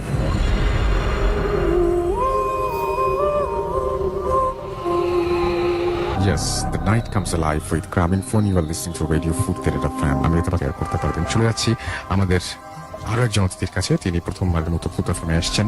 আপনার নামটা প্লিজ একটু বলবেন, কোথা থেকে এসেছেন, তারপর আপনার ঘটনায় যাব। আসসালামু আলাইকুম, আমি নুসরাত জাহান, আমি এসেছি মালিবাগ থেকে। ওকে, তো প্রথমেই রাসেল ভাইকে ধন্যবাদ জানাচ্ছি Thank you, আমাকে thank ইনভাইট you. করার জন্য। আমি অ্যাকচুয়ালি ভূতের ভাইয়ের খুব বড় একটা ফ্যান। Thank you. আমি আমার হাজবেন্ডের সাথে এসেছি, আর এখন বাসায় আবার আম্মু, ছোট ভাই বোন সবাই শুনছে, তারাও ভূতের ভাইয়ের বড় ফ্যান। তো আমি যে ঘটনাগুলো শেয়ার করব এগুলো মূলত আমার আম্মুর সাথে ঘটে গিয়েছিল। আচ্ছা, এটা ছিল 80 থেকে 90-এর মধ্যে মাঝামাঝি সময়। তো আমার আম্মু সম্পর্কে বলি, আমার আম্মু ছোট থেকে খুব ডান পিটে ছিল।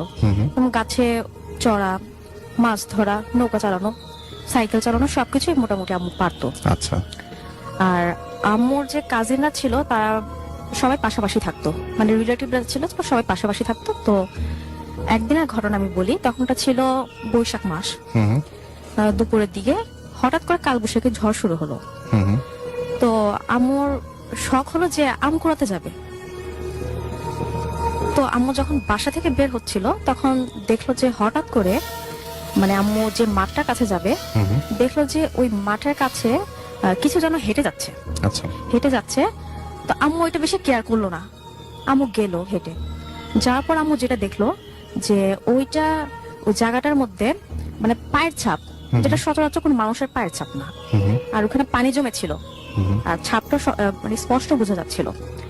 তো আম্মু না স্ট্যাচুর মতো ওখানে যেমন দাঁড়িয়ে থাকলো, মানে আম্মুর এখানে আর কোনো সেন্স নেই, কিন্তু দাঁড়িয়ে ছিল আম্মু। কতক্ষণ যে দাঁড়িয়ে ছিল আম্মুর কোনো ছিল না, হুঁশ ছিল না।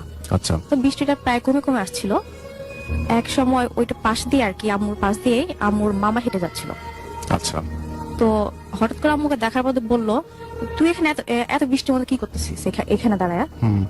তো এটা বলে যখন আম্মুকে যখন ধাক্কা দিছে তখন আম্মু যখন হুঁশ ফিরে আসলো, তো আম্মু ঘটনা খুলে বললো। খুলে বলার পরে বলে যে খুব বড় ধরনের বাজা বাজছিস, মানে এখানে সচরাচর এত বৃষ্টি হইতাছে, এর মধ্যে মানুষের বের হওয়ার কথা না, তাও তুই এখানে এসে দাঁড়ায় আছিস। তো ওই ছিল ঘটনা। এরপরে যে ঘটনাগুলো ঘটলো আসলে একটার পর একটা ফ্রিকুয়েন্ট হতেই যেতে লাগলো আম্মুর সাথে। সেকেন্ড যে ঘটনাটা ছিল ওইটা হচ্ছে রোজার ঈদের সময়, চাঁদ রাতের সময় আর কি। চাঁদ রাতের সময় তো আম্মুরা বললাম তো সবাই পাশাপাশি থাকতো, তো তাদের কাজিনদের মধ্যে খুব কানেক্টিভিটি ছিল। আচ্ছা, তো চাঁদ রাতের সময় তো ইউজুয়ালি সবাই তখন খুব মজা করতো, হই হুল্লা করতো, মেহেদি টেহেদি লাগাতো। তো দুপুরের দিকে আম্মুর আবার একটা ফেভারিট খাবার ছিল কি শুটকি ভর্তা খাওয়া। তো ওই দিন দুপুরে নানু আবার শুটকি ভর্তা বানাইছিল, তো আম্মু লাঞ্চ ওইটা খাইছে। খাওয়ার পরে সন্ধ্যার দিকে যখন সবাই মেহেদি টেহেদি লাগানোর পরে যে যার বাড়িতে চলে গেছিল, তো আম্মু হেঁটে আর কি আসতেছিল বাসায়। তো সেই সময় নাকি আম্মু ফিল করলো যে আম্মুর শরীরে কেমন যেন একটা গরম গরম ভাব লাগতেছিল। তো আম্মু এই জিনিসটা কেয়ার করে নাই। তো আম্মু বাসায় আসছে, আসার পর যতই রাত ঘনতা লাগলো, মানে আম্মুর মধ্যে কেমন যে একটা চেঞ্জ হতে লাগলো, মানে আম্মুর শরীর গরম হচ্ছিল, চোখটাও লাল হচ্ছিল। এত ফার্স্টের দিকে এগুলো কেউ খেয়াল করেনি। যখন ডিনারে সবাই আসলো টেবিলে, তো সবাই প্লেটে যখন নানু ভাত বাড়ছিল, তো এক সময় আম্মুর প্লেটে যখন ভাতটা বাড়া হলো, আম্মুর মধ্যে দেখলো যে আমার নানু যে চোখটা লাল হয়ে গেল। আর আম্মুকে যখন ভাতের প্লেটটা দেওয়া হলো, আম্মু মনে হয় যেমন ভাতের প্লেটটা ছুঁড়ে ফেলে দিল। আচ্ছা নানি তখন জিজ্ঞেস করলো কি রে ভাতের প্লেটটা ফেলে দিল কেন? তখন বলে কি এতটুকু ভাতে কেমন হবে নাকি? তো নানি তখনও কিছু মনে করেনি। তো বলে কি তুই তো সবসময় এই পরিমাণ ভাতই খাস, তো আজকে কি হলো হঠাৎ করে? হুম। তো আম্মু কোনো কিছু বলে নাই। যেমন আম্মু যখন কথা বলছিল তখন আম্মুর মধ্যে একটা চেঞ্জ দেখা যাচ্ছে, মানে নাকে কথাগুলো বাজছিল হুম হুম, আর চোখটা ক্রমশ লাল হচ্ছিল। হুম হুম, তো নানু বলে কি যে তোর যদি ভাত খেতে পারছে তো খা, সমস্যা নাই। তো একে একে দেখা গেল যে প্রায় সবগুলো পেটই আম্মু অবিশ্বাস্য পেট শেষ করে শেষ করে ফেলছে। হ্যাঁ, ফেললেন। কিন্তু আম্মুর নাকি পেটই ভরছিল না, আচ্ছা পেট ভরছিল না। তো এইগুলো তো সবাই বাসা তখন খেয়াল করলো। আমার নানুর বাড়িতে ফ্যামিলির মেম্বার ছিল 8 জন। হুম হুম, তো প্রায় সবারই ভাত মোটামুটি খাওয়া শেষ। তো সবাই আর বুঝতে পারল না যে কি হয়েছে আসলে অ্যাকচুয়ালি আম্মুর সাথে। হুম হুম, তো নানু আর কি খুব ক্লেভার ছিল বলতে গেলে, খুব সাহসী ছিল। তো নানু বললো কি যে ভাত তো খাওয়া শেষ, এখন তাহলে যা বেড টেড গুছায় নে। তো এটা বললে নানু করছে কি আম্মুর হাতে শলা ঝাড়ু দিয়ে দিছে, যেটা আমার বেড ক্লিন করে অ্যাকচুয়ালি।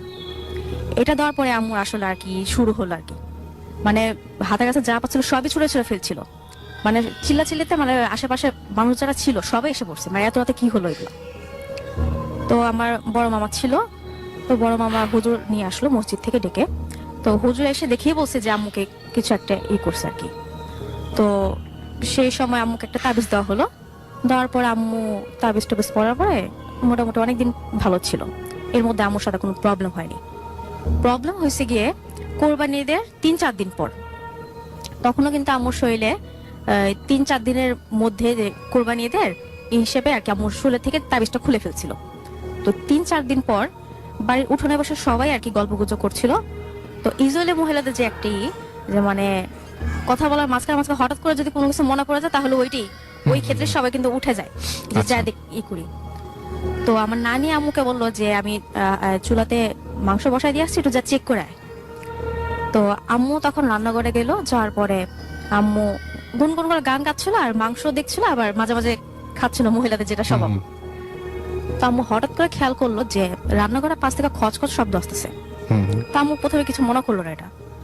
তো এরপরে যখন দেখলো যে ক্রমশ এই আওয়াজটা কেমন জানি বাড়তেছে, হুম হুম, আর আওয়াজ বাড়ার সাথে সাথে আম্মু এটা খেয়াল করলো কেমন যে একটা উদ্ভট একটা গন্ধ স্মেল আসছিল। তো আম্মু যখন দরজার পাশ দিয়ে গেল দেখার জন্য আসলে কি হয়েছে জায়গাটাতে, তখন আম্মু যেটা দেখলো আসলে আম্মু অবাক হয়ে গেছে জিনিসটা দেখে।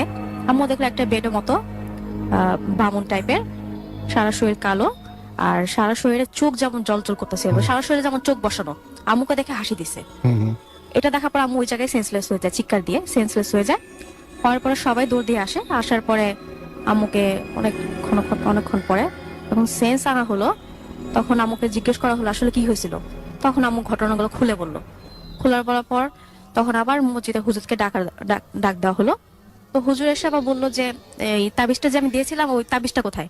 তখন বলা হলো যে 3-4 দিন আগে নাকি তাবিজটা খোলাইছে। হুম, তো তাবিজটা আবার পড়ানোর পরে এরপরে আম্মুর আর কোনো প্রবলেম হয়নি। কিন্তু আসল কাহিনী হয়েছে গিয়ে যখন আর কি হুজুর বাসায় ব্যাক করছিল তার ইয়ের দিকে, তখন ব্যাক করার পরে শুরু হলো আসল কাহিনী। হুজুর যখন রুমে ঢুকছে তখন নাকি ওনার ঘরে যে কাঁচ জানলাগুলো ছিল ওইখানে আর কি ফ্রিকুয়েন্ট ইট পাটকেল মানে যা ছিল ছুঁড়ে ফেলা হয়েছে, মানে কাঁচও ভেঙে গেছে এমন অবস্থা, সব ঘরে এসে পড়তেছে। তো হুজুর যখন কে বলে মানে চিল্লাইতেছিল তখন ওইখান থেকে একটাই শব্দ আসলো, তুই যে কাজটা করলি ভালো করলি না, এর পরিণাম তোকে ভুগতে হবে। এরপরে আসলে আর কি আম্মুর সাথে তেমন কোনো ঘটনা ঘটেনি, আল্লাহর রহমতে এখন ভালো আছে। ওকে স্টোরি বলেছিলেন আজকে, এখন তিনি তার পরবর্তী ঘটনাটা বলবেন।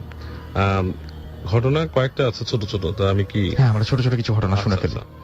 একটা বলি। তো এটা হচ্ছে আপনার পাকিস্তানের ঘটনা। হুম হুম, ওয়ে এগো, মানে লং এগো, মানে বেশ অনেক দিন আগের, মানে আমাদের সব বাংলাদেশ হওয়ার আগের। হুম, তো আমার রিলেটিভস আর কি, ওনারা আপনার পাকিস্তানে থাকতেন, করাচিতে। তো যে জায়গাটা ছিলেন ওই জায়গাটা হচ্ছে আপনার আর কি বেশ মরুভূমির পাশে টাইপের আর কি এলাকা, খুব শুকনো এলাকা আর কি। খুব যখন গ্রীষ্মের সময় খুব গরম হয়, লু হাওয়া চলে।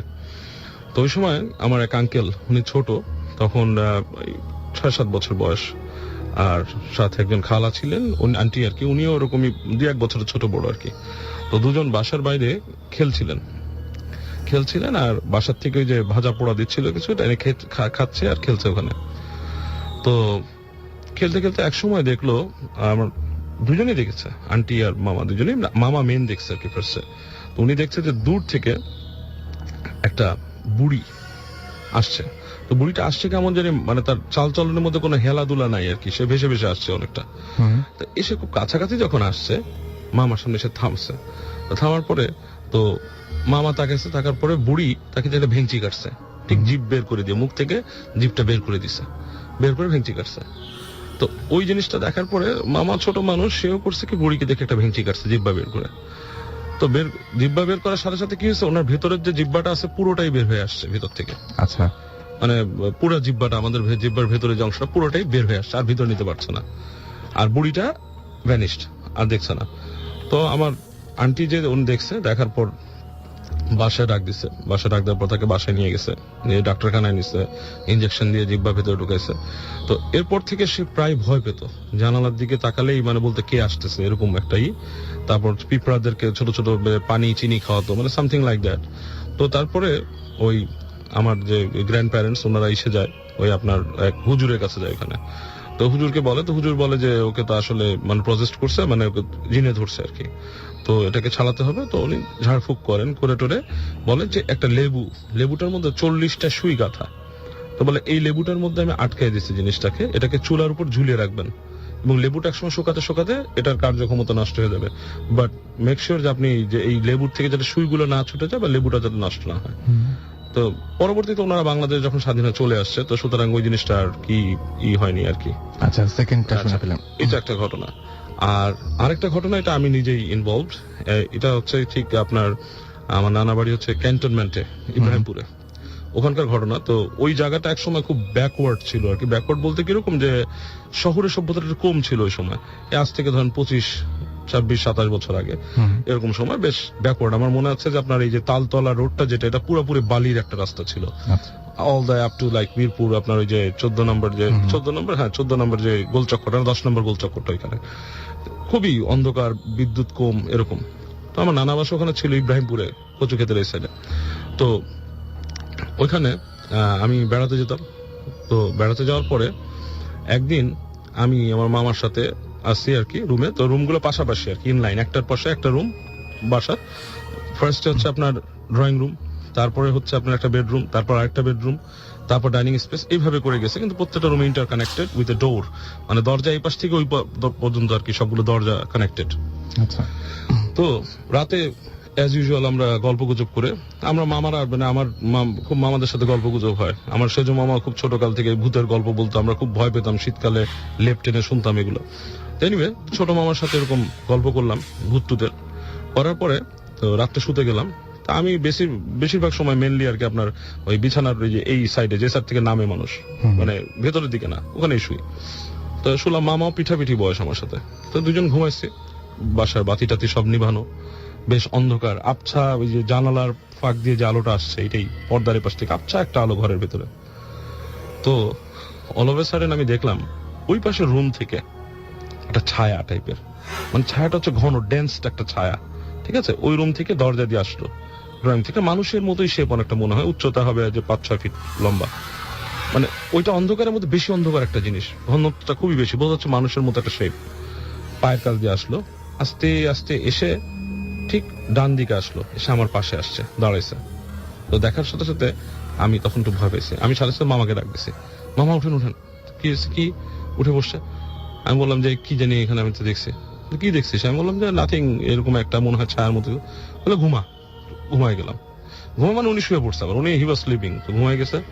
তা আমিও আবার শুয়ে আছি। তো ঠিক 10-15 মিনিট পর আবার আমি দেখলাম যে ওই একই রুম থেকে আবার বের হলো ছায়াটা।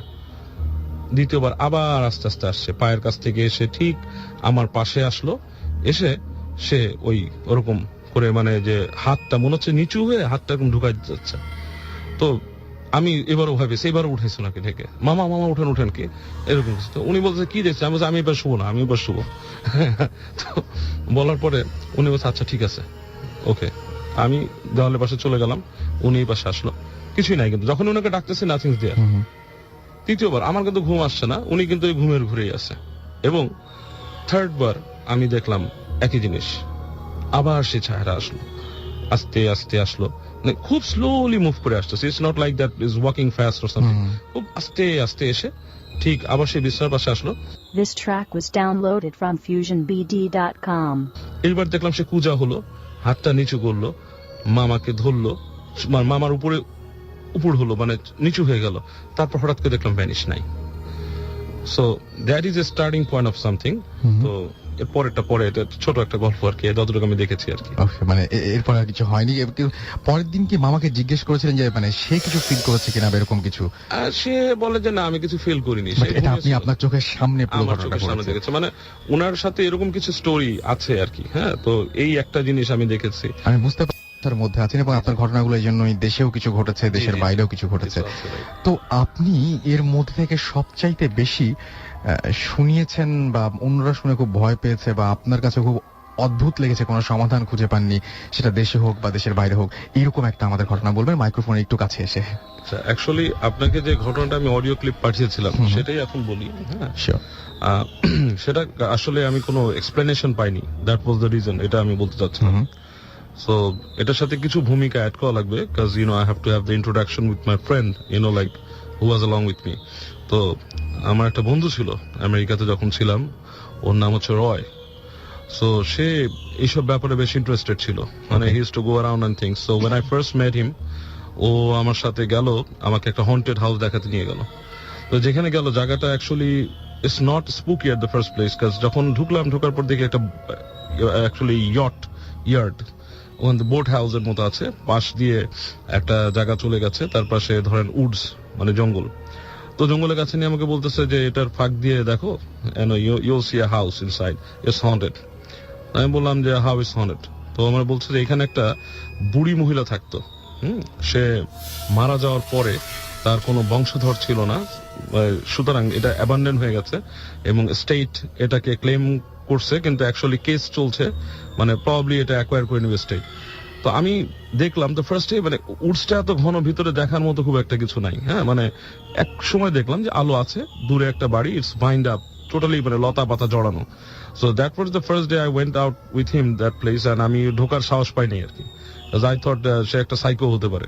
The first time I met him. তো later on we went to many places. হ্যাঁ, পরে আমাদের বন্ধুত্ব আরো গভীর হয়, and we become very close, we went to many places. তো ওগুলোর একটা এক্সপিরিয়েন্স আজকে বলবো আর কি। তো একদিন ও আমাকে দিনের বেলা নিয়ে বললো যে সাউথ ফ্লোরিডা অনেক জায়গা আছে, হ্যাঁ, যেটা হন্টেড বানানো। আপনারা হয়তো জানেন যে আমেরিকাতে এই হন্টেড জিনিসপত্র নিয়ে বিজনেস হয়, হোটেল হন্টেড বানায় রাখে, বাড়ি হন্টেড বানায় রাখে, হ্যাঁ, গেস্টরা আসে, টুরিস্ট এসে দেখে, but those are fake, actually ওগুলো কিছুই না, আসলে যে হন্টেড। তো ওগুলোর খবর আবার ও জানতো, since he was brought up in that place. তো ও একদিন আমাকে বললো যে এখানে একটা রেলওয়ে ট্র্যাক আছে, সেটা হচ্ছে আমাদের ওয়েস্ট পাম বিচ থেকে ওয়েস্টে, বেশ ওয়েস্টে, আপনার পাহুকি নামে একটা জায়গায়, ওইটা একটা SR7 একটা হাইওয়ে আছে, ওটা দিয়ে যেতে হয়। যাওয়ার পরে, মানে আমি এক্স্যাক্টলি বলে দিচ্ছি location, cause there is nothing to hide. সেটাই। তো ওখানে যে বেলগ্লেড ছাড়ি একটা জায়গা, পাহুকি। তো ওই পাহুকির পাশে আমাকে দেখাচ্ছিল একদিন নিয়ে, বলতেছে যে মানে use to drive around also, আমাদের একটা ফান ছিল, আমরা ধরেন একবারে দেখা ওয়েস্ট পাম থেকে ট্যাম্পা পর্যন্ত ড্রাইভ করে চলে গেছি দিনের বেলা, প্রায় অ্যারাউন্ড লাইক 284 মাইলস, মানে একদম রাতে যা পৌঁছেছে আবার আসছি, এরকম থিংস লাইক দ্যাট। তো ওখানে যাওয়ার পর বেশ দূরে, আমাদের এখান থেকে প্রায় 50-60 মাইলস অ্যাওয়ে যাওয়ার পরে বেশ ব্যারেল ল্যান্ড, মানুষজন থাকে না। তো একটা ডার্ট রোড হাতের ডান দিকে নেমে গেছে হাইওয়ে থেকে, মাটির রাস্তা। তো ওখানে গাড়ি নিয়ে আমরা নামার পর তখন দিনের বেলা ফার্স্ট টাইম যাওয়ার পর গাড়িটা রাস্তার পাশে পার্ক করলো। তো বাম পাশে হচ্ছে গাছ, অনেক রকমের গাছ, আপনার পাম ট্রি, তারপর সুপারি গাছ, প্রবাবলি সুপারি গাছ, আমি এত ভালো চিনি না, হ্যাঁ, ডিফারেন্ট টাইপ অফ গাছ। আর ডান দিকে একটা ডোবার মতো, ডোবা ঠিক না, নিচু ল্যান্ডটা কিছু জায়গা আছে শুকনা ল্যান্ড, আর কিছু জায়গা আছে তার পাশে একটু ভেজা কাদা, আবার কিছু জায়গা সোয়াম্প। আর তার পাশেই হচ্ছে একটা ছোট আইল চলে গেছে, আইলের ডান পাশটা হচ্ছে পুরো সুগার ক্যান ফিল্ড। ওকে। তো ওরকম করে আপনার প্রায় হাফ এ মাইল প্রবাবলি, হ্যাঁ, হেঁটে যেতে হয়, হাফ এ মাইল টু 1 মাইল পুরো যাওয়া যায়। দূরে দিনের বেলা আমি দেখছিলাম অনেক রেলওয়ে বগিজ দাঁড়ায় আছে দূরে। আমাকে বলছে যে এখান থেকে যদি আমরা নেমে যাই, ওই বগিগুলো হচ্ছে হন্টেড। আমি বললাম হোয়াটস দ্য রিজন, কি কারণে হন্টেড, ওয়াই রেলওয়ে বগি দেখা যাচ্ছে এখান থেকে পুরান। তো আমাকে বলতেছে যে ওই বগিগুলো এক সময় ওখানে কাজ করতো কিছু, মানে কালো black people, they used to be slaves, আর সাদারা ওদেরকে বেশ অত্যাচার করতো, beat them up, sometime they even hang them, এরকম করতো। তো ওরা অনেক কষ্ট করে এখান থেকে জিনিসপত্র, রেলওয়ে ট্র্যাকটা তৈরি হয়েছিল কৃষি কাজ বা অন্যান্য রাস্তাঘাট তৈরির জন্য, এখানে করে জিনিস আনতো।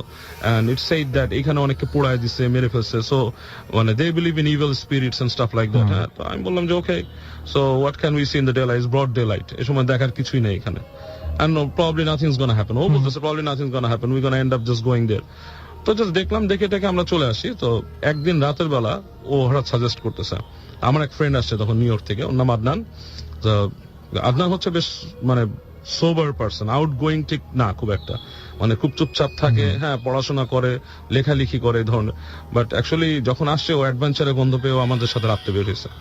তো আমাকে বলতেছে যে ওর ইন্টারেস্ট আছে স্পুকি জিনিসের প্রতি, বেশ ইন্টারেস্ট আছে।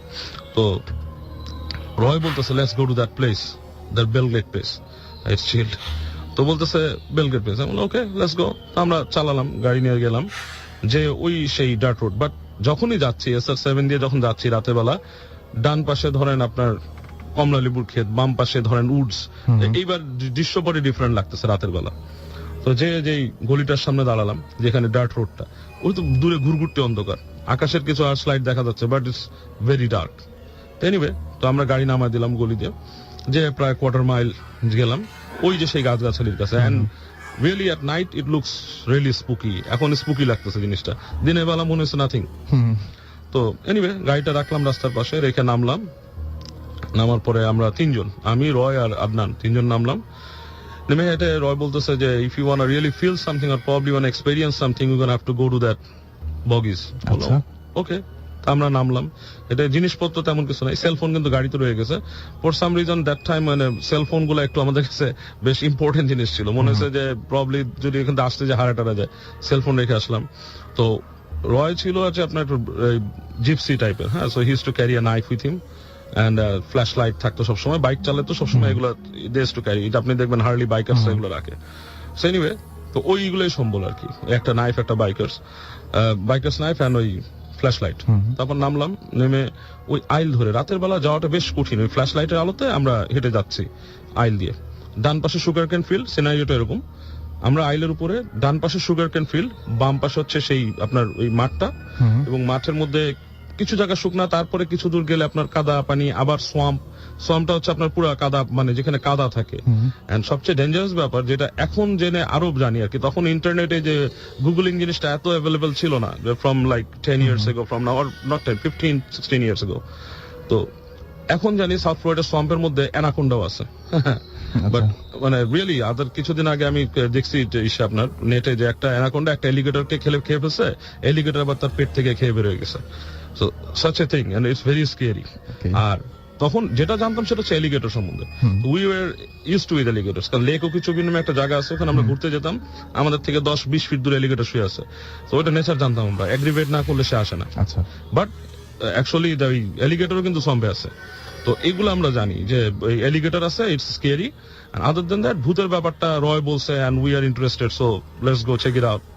যাচ্ছি, ফ্ল্যাশ লাইট মেরে যাচ্ছে, রয় সবার আগে, তারপরে আমি, এন্ড পেছনে আদনান। ওর নিয়ে আমি একটু ওয়ারিড, যে মানে he is not outdoor type. যেতে যেতে প্রায় half of the distance, or more than half distance আমরা ক্রস করছি। আমাদের বাম পাশে কিন্তু সোয়াম্প, এইভাবে আসছি। তো এই সময় হঠাৎ করে দূর থেকে কুকুরের ডাক শোনা যাচ্ছে। সো ডগস আর বার্কিং, এবং একটা না একাধিক, মানে 8-10টা কুকুর একসাথে চিৎকার করতেছে। এখন বলি আপনাকে অডিও ক্লিপটা পাঠানোর আগ পর্যন্ত কিন্তু আমি মনে করতাম যে কুকুরগুলো কুকুর ছিল। আচ্ছা, আমি যখন অডিও ক্লিপ পাঠাচ্ছি, রেকর্ডিং করতেছি, তখন আমার মনে কোশ্চেনটা অ্যারাইজ করছে যে ডগস ওখানে কি গার্ড করতেছে। Nothing to guard in there, কারণ এই সুগার কেন রাত্রেবেলা সোয়াম্পে ঢুকে কেউ কেটে নিয়ে যাবে না। And this is United States for crying out loud, এখানে এরকম মানে ব্যাপক চোর নাই ফসল চুরি করার মতো। হ্যাঁ, এনিওয়ে, তো যাচ্ছে, কুকুর ডাকতেছে 8টা-10টা এরকম কুকুর, মানে এক পাল কুকুর ডাকতেছে, এবং তখন আরো কাছায় আসতেছে কুকুরের ডাকটা, মানে দৌড়ে আসতেছে আমাদের দিকে। তো আমাকে রয় বলতেছে যে dogs are barking, what's are them, বলতেছে যে ওই বলতেছে probably this are for vigilance here. আমি তখন ভাবছি যে ডগ এনিওয়ে, ওই আবার বলতেছে যেগুলো দিস আর ডেঞ্জারাস ডগ, এ যদি ধরে কামড়ায় they will bite your neck and choke you to death, and until their owner comes and stuff like that. আমি বললাম যে well, this is dangerous, this is not anything like a spirit or astral body or something like that, this is ghost, or this is reality dog, dangerous জিনিস। Anyway, তা আমরা একবার চিন্তা করলাম সামনে যাবো কিনা, কেন কুকুরগুলো ধেয়ে আসছে। আমরা উল্টা দৌড় দিলাম, উল্টা দৌড় কি ওই রয় ঘুরে আমাদের আগেই দৌড় দিচ্ছে। তারপর আমি ওর পেছনে আদনান। তো আমি পরে এখন ওই আইল দিয়ে দৌড়াচ্ছি, স্পিডটা বেশি হচ্ছে না, কুকুর কাছে আসতেছে। এনিওয়ে, তো আপনার ওই সোয়াম্পের অংশটা পার হয়ে গেছে, পার হওয়ার পরেই যখনই মাটি পেছে, মাটিতে নেমে কোনাকুনি গাড়ির দিকে দৌড়াচ্ছি আমরা। তো ওই সময় একটা স্ট্রেঞ্জ জিনিস যে আই ওয়াজ ফিলিং যে ডগ আসছে, কিন্তু ডগ কিন্তু ওই ক্ষেত থেকে বের হয়ে আসতেছে না, মানে হোয়াট ইজ দিস। সে তো এসে ধরার কথা, এবং আমাদের থেকে সেটাই। অবশ্যই স্পিডও বেশি হবে কুকুরের। আমরা দৌড়াচ্ছি, এনিওয়ে দৌড়ালাম, একসময় খুবই স্পিডে দৌড়ে এসে গাড়ির কাছে আসলাম, গাড়িটা খুললাম, খাটাখাট গাড়ি করে আমি গাড়ি ঘুরে ফেলছি জায়গার উপরে, মানে র্যাপিডলি ঘুরে ফেলছি জায়গার মধ্যে। এই সময় সবচেয়ে স্ট্রেঞ্জ ঘটনাটা ঘটে যে আমার যে ডান পাশে যে গাছগুলা ছিল, হঠাৎ করে দেখলাম গাছগুলা মাথায় দাউ দাউ করে আগুন জ্বলা শুরু করলো। মানে আপনার একসাথে 5-6টা গাছের মাথায় পুরো মানে বিশাল আকারের ফ্লেম। এই ফ্লেম জ্বালাতে গেলে মানে ইউড নিড লাইক, আপনি বলবো কি, আপনার barrels or piles of gasoline to light that up. মানে এরকম মানে কোনো দাহ্য পদার্থ ছাড়া এইভাবে আগুন ধরবে না হঠাৎ করে দেওয়া হঠাৎ করে। হুজ দেয়ার, এখানে তো কেউ ওই আগুন ধরার মতো কেউ নাই, আমার গাড়ি আছে, এসে যদি কোনো মানুষ কাজ করতে আসে তো they will let us know, or they will have lights and fixing and stuff like that. কিচ্ছু না, দাও দাও করে গাছ পোড়াই দিবে কে। এবং সবচেয়ে আশ্চর্য জিনিস, গাছের নিচের অংশে কোনো আগুন না, ঠিক উপরের অংশগুলো যেখানে পাতা থাকে ওই জায়গাগুলো জাস্ট লাইক ক্যান্ডেলের মতো দাউ দাউ করে জ্বলে উঠছে। তো উই গট রিয়েলি স্কেয়ার্ড। ওই সময় খুব ভয় পেয়ে গেছি আমরা। উই জাস্ট হল অ্যাস, খুব স্পিডে টান দিলাম গাড়ি, মাটির রাস্তা, গাড়ি ঘর ঘর করতে করতে বের হয়ে আসলো এখানে হাইওয়ে তো টায়ার স্ক্রোল করে ঘুরে ওই পাশে চলে গেলাম, একটা গ্যাস স্টেশনে দাঁড়াইছি। তো দাঁড়ানোর পরে চিন্তা করলাম যে আসলে ব্যাপারটা কি ঘটছে, তো একটু ধাতস্থ হলাম আর কি। তো ঘটনা কিন্তু একটা এক্সটেনশন ছিল, সেটা কি বলবো নাকি? sure, হ্যাঁ, sure. sure, আচ্ছা, যেটা আপনাকে ক্লিপে পাঠিয়ে আমি। সো কিছুক্ষণ ধাতস্থ হওয়ার পর তো উই ডিসাইডেড যে কি হলো, হোয়াটস উই ডিসকাসড এই সেই। তো একসময় আমরা বললাম যে actually not much spooky happen, we really need to see what's there. তো ও আর রাজি হলো না ওই জায়গায় যেতে, যে ওই জায়গায় আর যাবে না সে, he is really scared. So আমরা যেটা করলাম, ও বললো যে আমরা আরো ওয়েস্ট একটা জায়গা আছে, সেই জায়গায় যেতে পারি, লেক মিয়াকা নামে একটা জায়গায়। তো বললাম চলো, গেলাম ড্রাইভ করে ওই জায়গায়। তো ওই জায়গাটা এমনই একটা জায়গা নিয়ে আসছে আমাদের, probably within like 20 Miles radius বা 15 মাইলস রেডিয়াসে কোনো মানুষজনই নাই। ওখানে ফার্ম আছে কিছু, আর কিছু ক্ষেতের জমি চাষাবাদের, মাঝখান থেকে রাস্তাটা একটা ফিতার মতো চলে গেছে, রিয়েলি ডার্ক। আমরা যাচ্ছি গাড়িতে, তো একটা জায়গায় এসে বললো জাস্ট লাইক পুল ওভার, গাড়িটাকে পাশে সরাও। তো নামলাম, গাড়িটা হেডলাইট অফ করলাম, ঘুরঘুরটি অন্ধকার, ওই আকাশ আলোটা। সো ওই জায়গাটা দেখতে সুন্দর লাগছিল, হ্যাঁ, কারণ রাতের বেলা বিশাল প্রান্তরে আকাশ মিশে গেছে। বাট ইন দ্যাট পয়েন্ট আমরা কিন্তু একটু ভয় পাইছি, কারণ কেউই নেই আশেপাশে।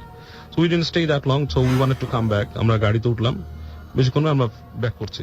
তো এই সময় একটা জায়গা ছিল, যে জায়গাটা হচ্ছে আপনার এক পাশে সোয়াম, আরেক পাশে হচ্ছে কি আরেকটা চাষের জমি আর কি। ওখান থেকে something that scroll from that swamp থেকে স্ক্রল করে আসছে।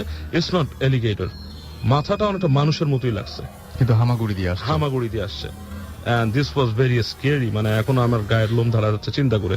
হেডলাইটে আলোটা পড়ছে, মাথাটা এরকম করছে। আই সিন রেপটাইলস, রেপটাইল আমার মুখস্থ, কিন্তু দ্যাটস নট এ রেপটাইল, মাথাটা মানুষের মতো। এন্ড এটা কিন্তু একটা মিথ, সাউথ ফ্লোরিডাতে অনেকেই বলে যে half alligator half man found on the swamp, মানুষ দেখেছে এরকম জিনিস। So probably some of that, but I don't know what's that. Probably এটা হতে পারে কোনো মানে জিন বা whatever, I don't know. It just crawled out and just crossed the swamp and went into the field. তো আমরা এটা দেখে জাস্ট ঘুরে গাড়ি টেনে আবার চলে আসছি। So that was the story. আসসালামু আলাইকুম ডিয়ার লিসেনার অ্যান্ড আরজি রাসেল ভাইয়া, আসসালামু আলাইকুম। আমি যে ঘটনাটি শেয়ার করতে যাচ্ছি, এটা একটা ব্ল্যাক ম্যাজিক অর্থাৎ কালো জাদুর ঘটনা। তো চলুন আমরা ঘটনাটিতে চলে যাই। জান্নাতকে তার শাশুড়ি ব্ল্যাক ম্যাজিক করার ফলে কি হয়েছে জানেন? রাত গভীর, জান্নাতের ঘুম আসছিল না। বারবার তার মনে হচ্ছিল ঘরের চারপাশে কারো উপস্থিতি। এমন অস্বাভাবিক অনুভূতি, যেন বাতাসে কিসের এক অশুভ সংকেত। হঠাৎ জান্নাতের চোখ খুলে যায়। অন্ধকার ঘরটিতে কেউ খুব নিঃশব্দে ঘরের এক কোণে তাকে পর্যবেক্ষণ করছে। জান্নাতের পাশে তার স্বামী সাকিব এবং তার 1 বছরের শিশু সিফাত গভীর ঘুমে মগ্ন। কিন্তু রাসেল ভাইয়া, জান্নাতের মনে হচ্ছিল তখন ঘুম তার থেকে এক অদৃশ্য শক্তি কেড়ে নিচ্ছে। তখন তিনি ভারী একটা হঠাৎ একটা ঠান্ডা বাতাস যেন ভারী হয়ে এলো, যেন কোনো অশুভ শক্তির ছোঁয়া এই বায়ুর সাথে মিশে গেছে। সেটা আন্দাজ করতে সে চমকে উঠে বসলো এবং বুকের ভিতর হৃৎপিণ্ডের ধরফরানি গলা পর্যন্ত উঠে আসে।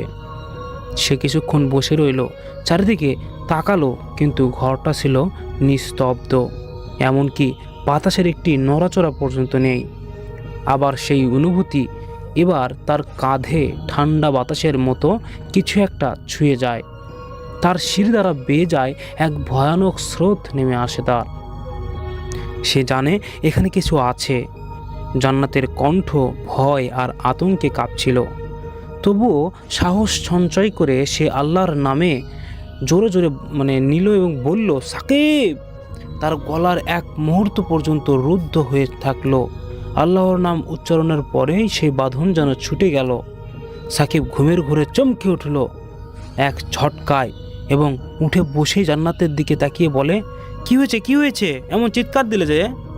তার চোখে অস্বস্তি যেন কিছুতেই বুঝতে পারছে না সাকিব। জান্নাতের গলা শুকিয়ে আসছিল। তার হৃৎপিণ্ডের শব্দ যেন ঘরের নিস্তব্ধতাকে চূর্ণ বিচূর্ণ করে দিয়েছে।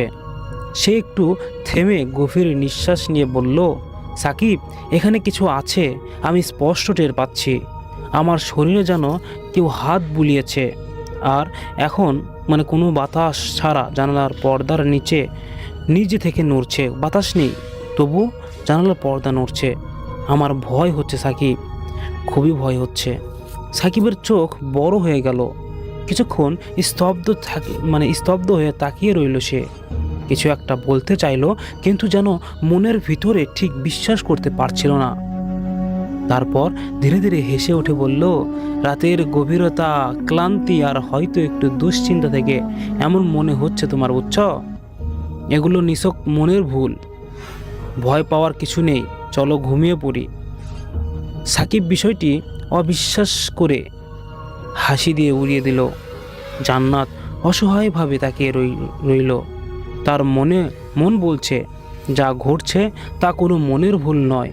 সে সাকিবকে কিভাবে বোঝাবে? সাকিব চোখ বন্ধ করে আবার ঘুমানোর চেষ্টা করে। জান্নাতের শরীরের প্রতিটি কোষ সতর্ক হয়ে উঠেছিল এবং যেন এক বড় বিপদের আসন্ন সে বুঝতে পেরেছিল। হঠাৎ করেই সমস্ত কিছু ভেঙে দিল তার একমাত্র সন্তান সিফাত। ঘরের নিস্তব্ধতা ভেঙে আচমকা বিছানা থেকে উঠে দৌড়াতে শুরু করলো। তার দৌড়ানোর ধরনটা ছিল অস্বাভাবিক, একেবারেই অপ্রত্যাশিতভাবে, যেন কোনো অদৃশ্য শক্তি তাকে টেনে টেনে নিয়ে বেড়াচ্ছে। সিফাত, এই সিফাত! জান্নাত গলা ফেটে চিৎকার বের হয়ে এলো। তার বুকের ভিতর ভয় জমে উঠল। সে তাড়াতাড়ি বিছানা থেকে লাফ দিয়ে নামলো। সাকিবও জান্নাতের চিৎকার শুনে উঠে দাঁড়ায়। এই কি হচ্ছে সব, বলো তো? সাকিব বিস্ময় হয়ে বলে ওঠে। তার চোখ সিফাতের দিকে আটকে যায়। শিশুটি দৌড়ে ঘরের এক কোণা গিয়ে থেমে যায়, যেন সেখানে কিছু দেখেছে সে, অথচ ঘরের ওই কোণাটিতে একেবারে খালি। সিফাত অদ্ভুতভাবে দাঁড়িয়ে থাকে সেখানে এবং জান্নাত ছুটে গিয়ে সিফাতকে তুলে নেয়। তার শরীর তখন ভয়ে কাঁপছিল। সাকিবও তৎক্ষণাৎ ছুটে গিয়ে পাশে দাঁড়ালো। ওমা, ও তো ঘুমাচ্ছিল, এমন কেন হলো? সাকিব বলল। তারপর সেদিন থেকেই রাসেল ভাইয়া, জান্নাত আর সাকিবের জীবনে অভিশপ্তর অধ্যায় নেমে আসে। যে ঘর এক সময় ছিল সুখের, স্নেহের আর ভালোবাসার, সেখানে এখন গভীর আতঙ্ক আর অশুভ শক্তির অস্তিত্ব। সিফাতের চোখের সেই শূন্যতা যেন ক্রমশ বাড়তে থাকলো। দিনের পর দিন সে অস্বাভাবিকভাবে আচরণ করতে লাগলো।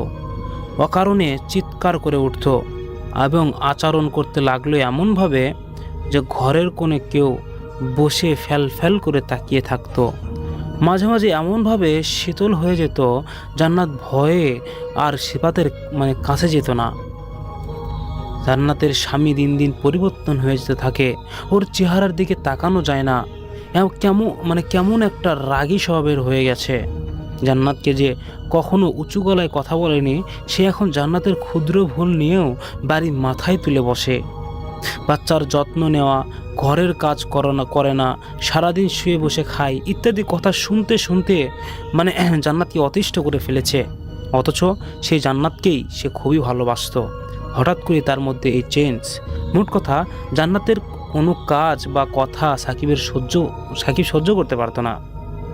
রাসেল ভাইয়া মানে এক প্রকার জান্নাতকে দেখলেই বুঝছেন তখন সাকিব মানে রেগে লাল হয়ে যায়, এমন একটা পর্যায়ে এসে দাঁড়িয়েছিল তাদের মধ্যে। জান্নাত নিজেও দিন রাত মানে দুঃখের স্বপ্নের মধ্য দিয়ে কাটতে থাকে আর কি। ঘরের চারপাশে অদ্ভুত কোনা ঘোষার মতো শব্দ শুনতে পায়, যেন কেউ তার কানে কানে কথা বলতে চাইতেছে, অথচ সেখানে কিন্তু কেউ থাকে না। রাতের বেলায় ঘরের বাতাস ভারী হয়ে আসে, তার মনে হতো কোনো অদৃশ্য শক্তি তাকে মানে শ্বাসরুদ্ধ করে দিচ্ছে। মাথা ব্যথা বেড়ে যায় তার, হাত পা অবশ হতে হতে শুরু করে। নিজের দেহের এমন অবনতি এর আগে কখনো দেখতে হয়নি জান্নাতের। সন্ধ্যা নামার সাথে সাথেই তাদের ঘরটা যেন এক অদ্ভুত অভিশাপের বৃত্তের বন্দী হয়ে যেত। জানালার পর্দাগুলো আপনা আপনি থেকেই কাঁপত। বাতাসের স্রোতহীন রাতও সিফাতের অদ্ভুত খালি এবং অসুস্থতাও দিন দিন বেড়ে চলেছে। এদিকে গভীর রাতে গ্রামের নির্জন পথ ধরে একা বৃদ্ধ মহিলা হেঁটে চলছে। তার নাম আসিয়া বেগম, বয়সে 50-এর বেশি, কিন্তু তার মুখের ভাব গভীর প্রতিহিংসার আগুনে জ্বলছে। রাসেল ভাইয়া, তার ওই মহিলাটির হাতে ধরা একটা তাবিজ ছিল এবং রাতের আকাশে অনেক মেঘ, চাঁদের আলো তীক্ষ্ণ হয়ে এসেছে, তবুও আসিয়া বেগম মানে ওই বুড়ির নির্বাহিকভাবে হাঁটছে। পায়ের শব্দ মাটি ছুঁয়ে সাঁই সাঁই করছে, আর পাশের নিস্তব্ধতা যেন তাকে ভয় পাওয়ার চেষ্টা করছে। মাটির রাস্তা ধরে হেঁটে হেঁটে আসিয়া বেগম গেলেন গ্রামের সেই গভীরে থাকা কবরস্থানে, এবং চারিপাশে গভীর নীরবতা। কবরস্থানের ভিতরে প্রবেশ করে একটি নির্দিষ্ট কবরের সামনে থামলেন তিনি। অন্ধকারের মধ্যে সেই কবরের মাটিতে তাবিজ খুঁড়ে তা পুঁতে দিলেন। তার চোখের দৃষ্টি ছিল স্থির, আর ঠোঁটে ছিল অন্ধকাময় এক মৃদু হাসি। আসিয়া বেগম জানেন তার উদ্দেশ্য পূর্ণ না হওয়া পর্যন্ত কোনো শক্তিই তাকে থামাতে পারবে না। মানে খুব খুশি তিনি। আর তাবিজ পুঁতে তিনি ধীরে ধীরে সেই কবরস্থান থেকে বেরিয়ে এলেন। পায়ের নিচে কবরস্থানের মাটি, চারিপাশে শীতল বাতাস আর অন্ধকারের চাঁদ যেন তার পথের আলো দেখিয়ে দিচ্ছে। কবরস্থানের নিস্তব্ধতা আর ভয়ঙ্কর পরিবেশের মধ্যেও আসিয়া বেগম নিশ্চিন্তভাবে হেঁটে চললেন। রাসেল ভাইয়া, তখন মেঘময় আকাশে কালো মানে হালকা চাঁদের আলো, ঘন গাছের পাতা ফিস ফিস করছে, যেন তারা আসিয়া বেগমের প্রতিহিংসা সম্পর্কে জানে। বাড়ির দরজায় পৌঁছে আসিয়া বেগম হাত পা ধুতে শুরু করলেন। হঠাৎ তার স্বামী এসে দাঁড়ালেন এবং মুখে কৌতূহলের ছাপ। এসব কেন করছো আসিয়া তুমি? তিনি ধীর কণ্ঠে বলল, ওরা ওদের সুখ খুঁজে পেয়েছে, আল্লাহ ওদের জোড়া মিলিয়ে রেখেছে, তাই তারা একসঙ্গে আছে। এসব করে কি লাভ হবে আসিয়া? তুমি এসব করো না। আসিয়ার স্বামী তখন বলল। আসিয়া বেগম মুখ অন্ধকার হয়ে উঠল। তার ঠোঁটের এক ক্রোধের মানে প্রতিহিংসার ঝিলিক। তিনি সোজা হয়ে দাঁড়ালেন, তার কণ্ঠে প্রতিজ্ঞার আমোঘ সুর। ওই ডাইনির কাছ থেকে আমি আমার ছেলেকে ফিরিয়ে আনবই। আসিয়া বেগম বললেন, তার কণ্ঠের দৃঢ়তা এতটাই ছিল, সে আমার ছেলেকে কেড়ে নিয়েছে, আর আমি তার কাছ থেকে তার স্বামী সন্তানকে কেড়ে নিব। আমি তাকে ধ্বংস না করা পর্যন্ত শান্তি পাবো না। রাসেল ভাইয়া, ওই আসিয়ার যে শাশুড়ি ছিলেন, ইনি আসলে অনেক খাটাস এবং বজ্জাত মহিলা ছিলেন। স্বাভাবিক ঘটনাগুলো শুরু হওয়ার ঠিক এক মাস পর জান্নাতের ঘরে এলো তার সবচেয়ে কাছের বান্ধবী নীলিমা। ঢাকায় থাকে নীলিমা, বড় একটি কোম্পানিতে কাজ করে। জান্নাতের কাছে নীলিমা সবসময় আশার আলোর মতো। যখনই বিপদ আসে, নীলিমার সঙ্গে কথা বলেই জান্নাতের মনের বোঝা হালকা হয়ে যায়। কিন্তু আজ নীলিমার বোন সুলভ এই বন্ধুত্বের উষ্ণতা খুঁজতে এসেছে। বোনের সেই চিরচেনা হাসি আর উজ্জ্বলতা কিছুতেই দেখতে পেল না। জান্নাতের চেহারার অদ্ভুত এক শূন্যতা, আর চোখে এক গভীর বিষণ্ণতার ছায়া। কি অবস্থা তোর? নীলিমা হাসির ছলে বলে, কিন্তু আমার চোখের দৃষ্টিতে তোর গভীর অনুসন্ধান করলাম। জান্নাত চেষ্টা করলো স্বাভাবিক হতে। কিন্তু তার গলায় এক অচেনা ভাব বা ভার যেন আটকে আছে। সে পানি চালানো সে পুরো চালচলনই এক ধরনের ক্লান্তি ফুটে উঠেছিল তার মধ্যে, যা কোনোভাবেই এড়ানো যাচ্ছিল না। কিরে, তুই ঠিক আছিস তো? কি হয়েছে তোর বলতো? নীলিমা ধৈর্য হারা হয়ে জিজ্ঞেস করলো। জান্নাতের চুপচাপ আর অস্থিরতা দেখে, চলাফেরা দেখে তার ভেতরটা কেমন জানি অস্তিত্ব ভরে গেল। একজন কাছের বন্ধু অবশ্যই আর এক বন্ধুর মুখ দেখলেই বুঝতে পারে সে কেমন আছে। জান্নাত আর চুপ থাকতে পারলো না, দীর্ঘশ্বাস ফেলে আস্তে আস্তে বলতে শুরু করলো, নীলিমা, আমি জানি না রে তোকে কিভাবে সব কিছু বলবো। কিছুদিন ধরে আমার বাড়িতে যা ঘটছে তা অস্বাভাবিক কিছু না। সর্বদা কিছু একটা এখানে ঘোরাফেরা করে।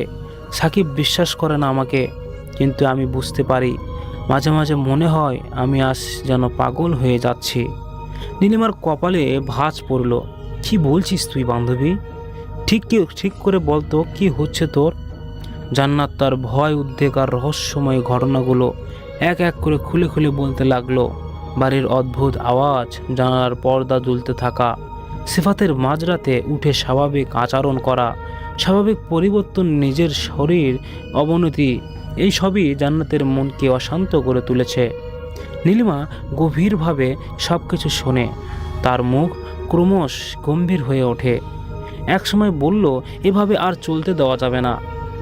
তোকে একজন ভালো হুজুরের সাথে দেখা করতে। বিশ্ব ভয় আর অশান্তির মধ্যে বাস করছিল। সে কাউকে খুলে বলতে পারেনি এসব। নীলিমার সহচর্যে যেন সেই অন্ধকারের মধ্যে আলোর কণা দেখতে পেল।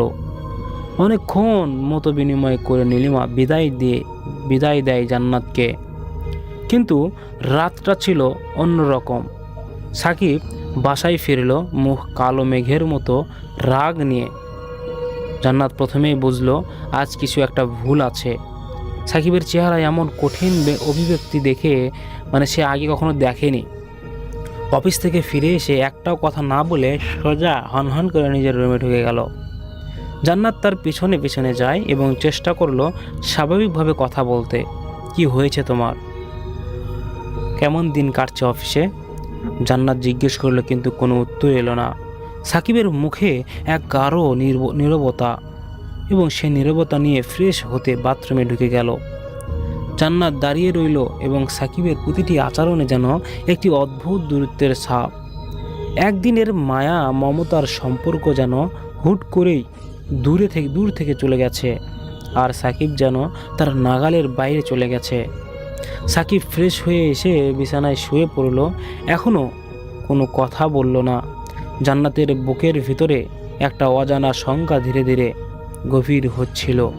আবার সে সাহস করে বলল, কি হয়েছে তোমার? তুমি কি খাবার খাবে না? কথাটা যেন তার গলার মাঝখানে আটকে গেল। সাকিব হুট করে বিছানা থেকে উঠে এসে বসে জান্নাতের দিকে তাকিয়ে রেগে ফেটে পড়ল। তুই খা তোর ভাত। সাকিব চিৎকার করে উঠল, আমি তোর চেহারাও দেখতে চাই না, তা বুঝিস না তুই? সাকিবের কথাগুলো শিলার বৃষ্টির মতো জান্নাতের বুকে আঘাত হানলো। এতদিন সঙ্গী, এত ভালোবাসার মানুষ আজ তার মুখ দিয়ে তাকিয়ে এমন বিচ্ছেদ ছুঁড়ে বলতে পারলো এসব কথা। জান্নাত বোবা হয়ে গেল। কিছুক্ষণ স্তব্ধ হয়ে দাঁড়িয়ে থাকলো। বুঝতে উঠতে পারছিল না এই আচরণের অর্থ কি। এমন হলো যা তাকে এত দূরে সরিয়ে দিল। এতদিন হাসির খুশি সংসার যেন রাতারাতি বদলে গেছে। এই রাগ, এই অভিমানের পেছনে কি রহস্য লুকিয়ে আছে জান্নাতের জানা নেই। জান্নাত এক পাশে দাঁড়িয়ে সাকিবের দিকে তাকিয়ে ভাবছিল তার ভালোবাসার মানুষটির কি হয়ে যাচ্ছে। জান্নাত আর পারছিল না। সংসারের প্রতিটি দেয়াল তাকে বন্দী করে ফেলেছে। সাকিব মন থেকে যে রাগী অগ্নি জ্বলে ওঠে তা জান্নাতের হৃদয়কে পুড়াচ্ছে প্রতিদিন। দিনগুলো তা কাটাচ্ছিল বিষাদময়। প্রতিটি মুহূর্ত ছিল অনিশ্চয়তা। কোথাও শান্তি নেই, কোথাও মুক্তির নিঃশ্বাস নেই। অবশেষে জান্নাত ঠিক করলো নীলিমার কথাই শুনবে। একদিন সে পরিচিত হুজুরের কাছে যাওয়ার সিদ্ধান্ত নেয়। জান্নাত হুজুরের কাছে গিয়ে সব খুলে বলে কিভাবে সাকিব দিন দিন বদলে যাচ্ছে, কিভাবে এক অদ্ভুত অন্ধকার তাদের ঘিরে ফেলছে, আর কিভাবে সেই অন্ধকার ধীরে ধীরে তাদের সম্পর্কটাকেই গ্রাস করে নিচ্ছে। হুজুর তার কথা মনোযোগ দিয়ে শুনলেন, শুধু মাথা নিচু করে কিছুক্ষণ চিন্তা করলো, তারপর বললেন, আমি তোমাকে কিছু পানি পড়া আর তেল পড়া দিচ্ছি, নিয়ম মেনে এগুলো ব্যবহার করো। জান্নাত পানি আর তেল নিয়ে বাসায় ফিরে প্রতিদিন সে নিয়ম মেনে পানি ছিটাতে লাগলো এবং বোতলের তেল মালিশ করতো নিজের শরীরে। প্রতিদিন কাজেই আল্লাহর নাম উচ্চারণ করে সে বিশ্বাস করত হয়তো সেই ভয়ঙ্কর ছায়া তার জীবন থেকে সরে যাবে। কিন্তু ঠিকঠাক হচ্ছিল না কিছুই, বরং প্রতিদিন সাকিবের রাগ আরও বেড়ে যাচ্ছিল। সাকিব এখন যেন ভয়ঙ্কর মানুষ হয়ে উঠেছে। একসময় তার ঠোঁট থেকে বিষাক্ত শব্দ বেরোতে শুরু করলো, কিন্তু একদিন সিফাত গোসল করানোর ছোট্ট একটি কারণে সাকিব হুট করে জান্নাতের দিকে তেড়িয়ে আসলো তাকে আঘাত করার জন্য, এবং তার পরে বলল, আমি তোর এই মুখটি আর দেখতে চাই না। কথাটা বজ্রপাতের মতো পড়ল জান্নাতের হৃদয়ে। সামান্য একটি কারণে, একটি মাত্র সন্তান সিফাতকে গোসল না করানোর জন্য সাকিব এমন ভয়ঙ্কর কথা বলে ফেলে। কি হয়ে গেছে তার? জান্নাত স্থির হয়ে গেল এবং কিছুক্ষণ নিস্তব্ধ, তার হাত পা শিরশির করতে লাগলো, মুখের ভিতরটা কাঁপতে শুরু করলো। কতটা গভীরে প্রবেশ করেছে এই অভিশাপ। একসময় সাকিবের ভালোবাসায় প্রতিটি ছোঁয়া জান্নাতকে খুঁজে পেয়েছিল। আজ সেই সাকিব তাকে ছেড়ে যাওয়ার কথা বললে দিল। জান্নাতের মনে হলো এই অন্ধকার যা তাকে ঘিরে ধরেছে তা এখন আর নিছক ছায়া নয়, এটা এক মরণ সবল। সাকিবের মুখ থেকে বের হওয়া এই কথাগুলো ছিল সেই সবলের প্রথম আঘাত। আপনাদের যদি এই ঘটনার প্রথম অংশ ভালো লাগে তাহলে আমাদেরকে কমেন্ট করবেন যে শেষের অংশ পুরোটাই চাই। তাহলে আমি এই এপিসোডের আরও অনেক বড় ঘটনা নিয়ে আপনাদের সামনে চলে আসব, পরবর্তী ধাপ নিয়ে, পরবর্তী পার্ট নিয়ে। আজকের ঘটনাটি এত পর্যন্ত। সবাই ভালো থাকবেন, সুস্থ থাকবেন। দেখা হচ্ছে নেক্সট কোনো ইমেল এপিসোডে। আসসালামু আলাইকুম।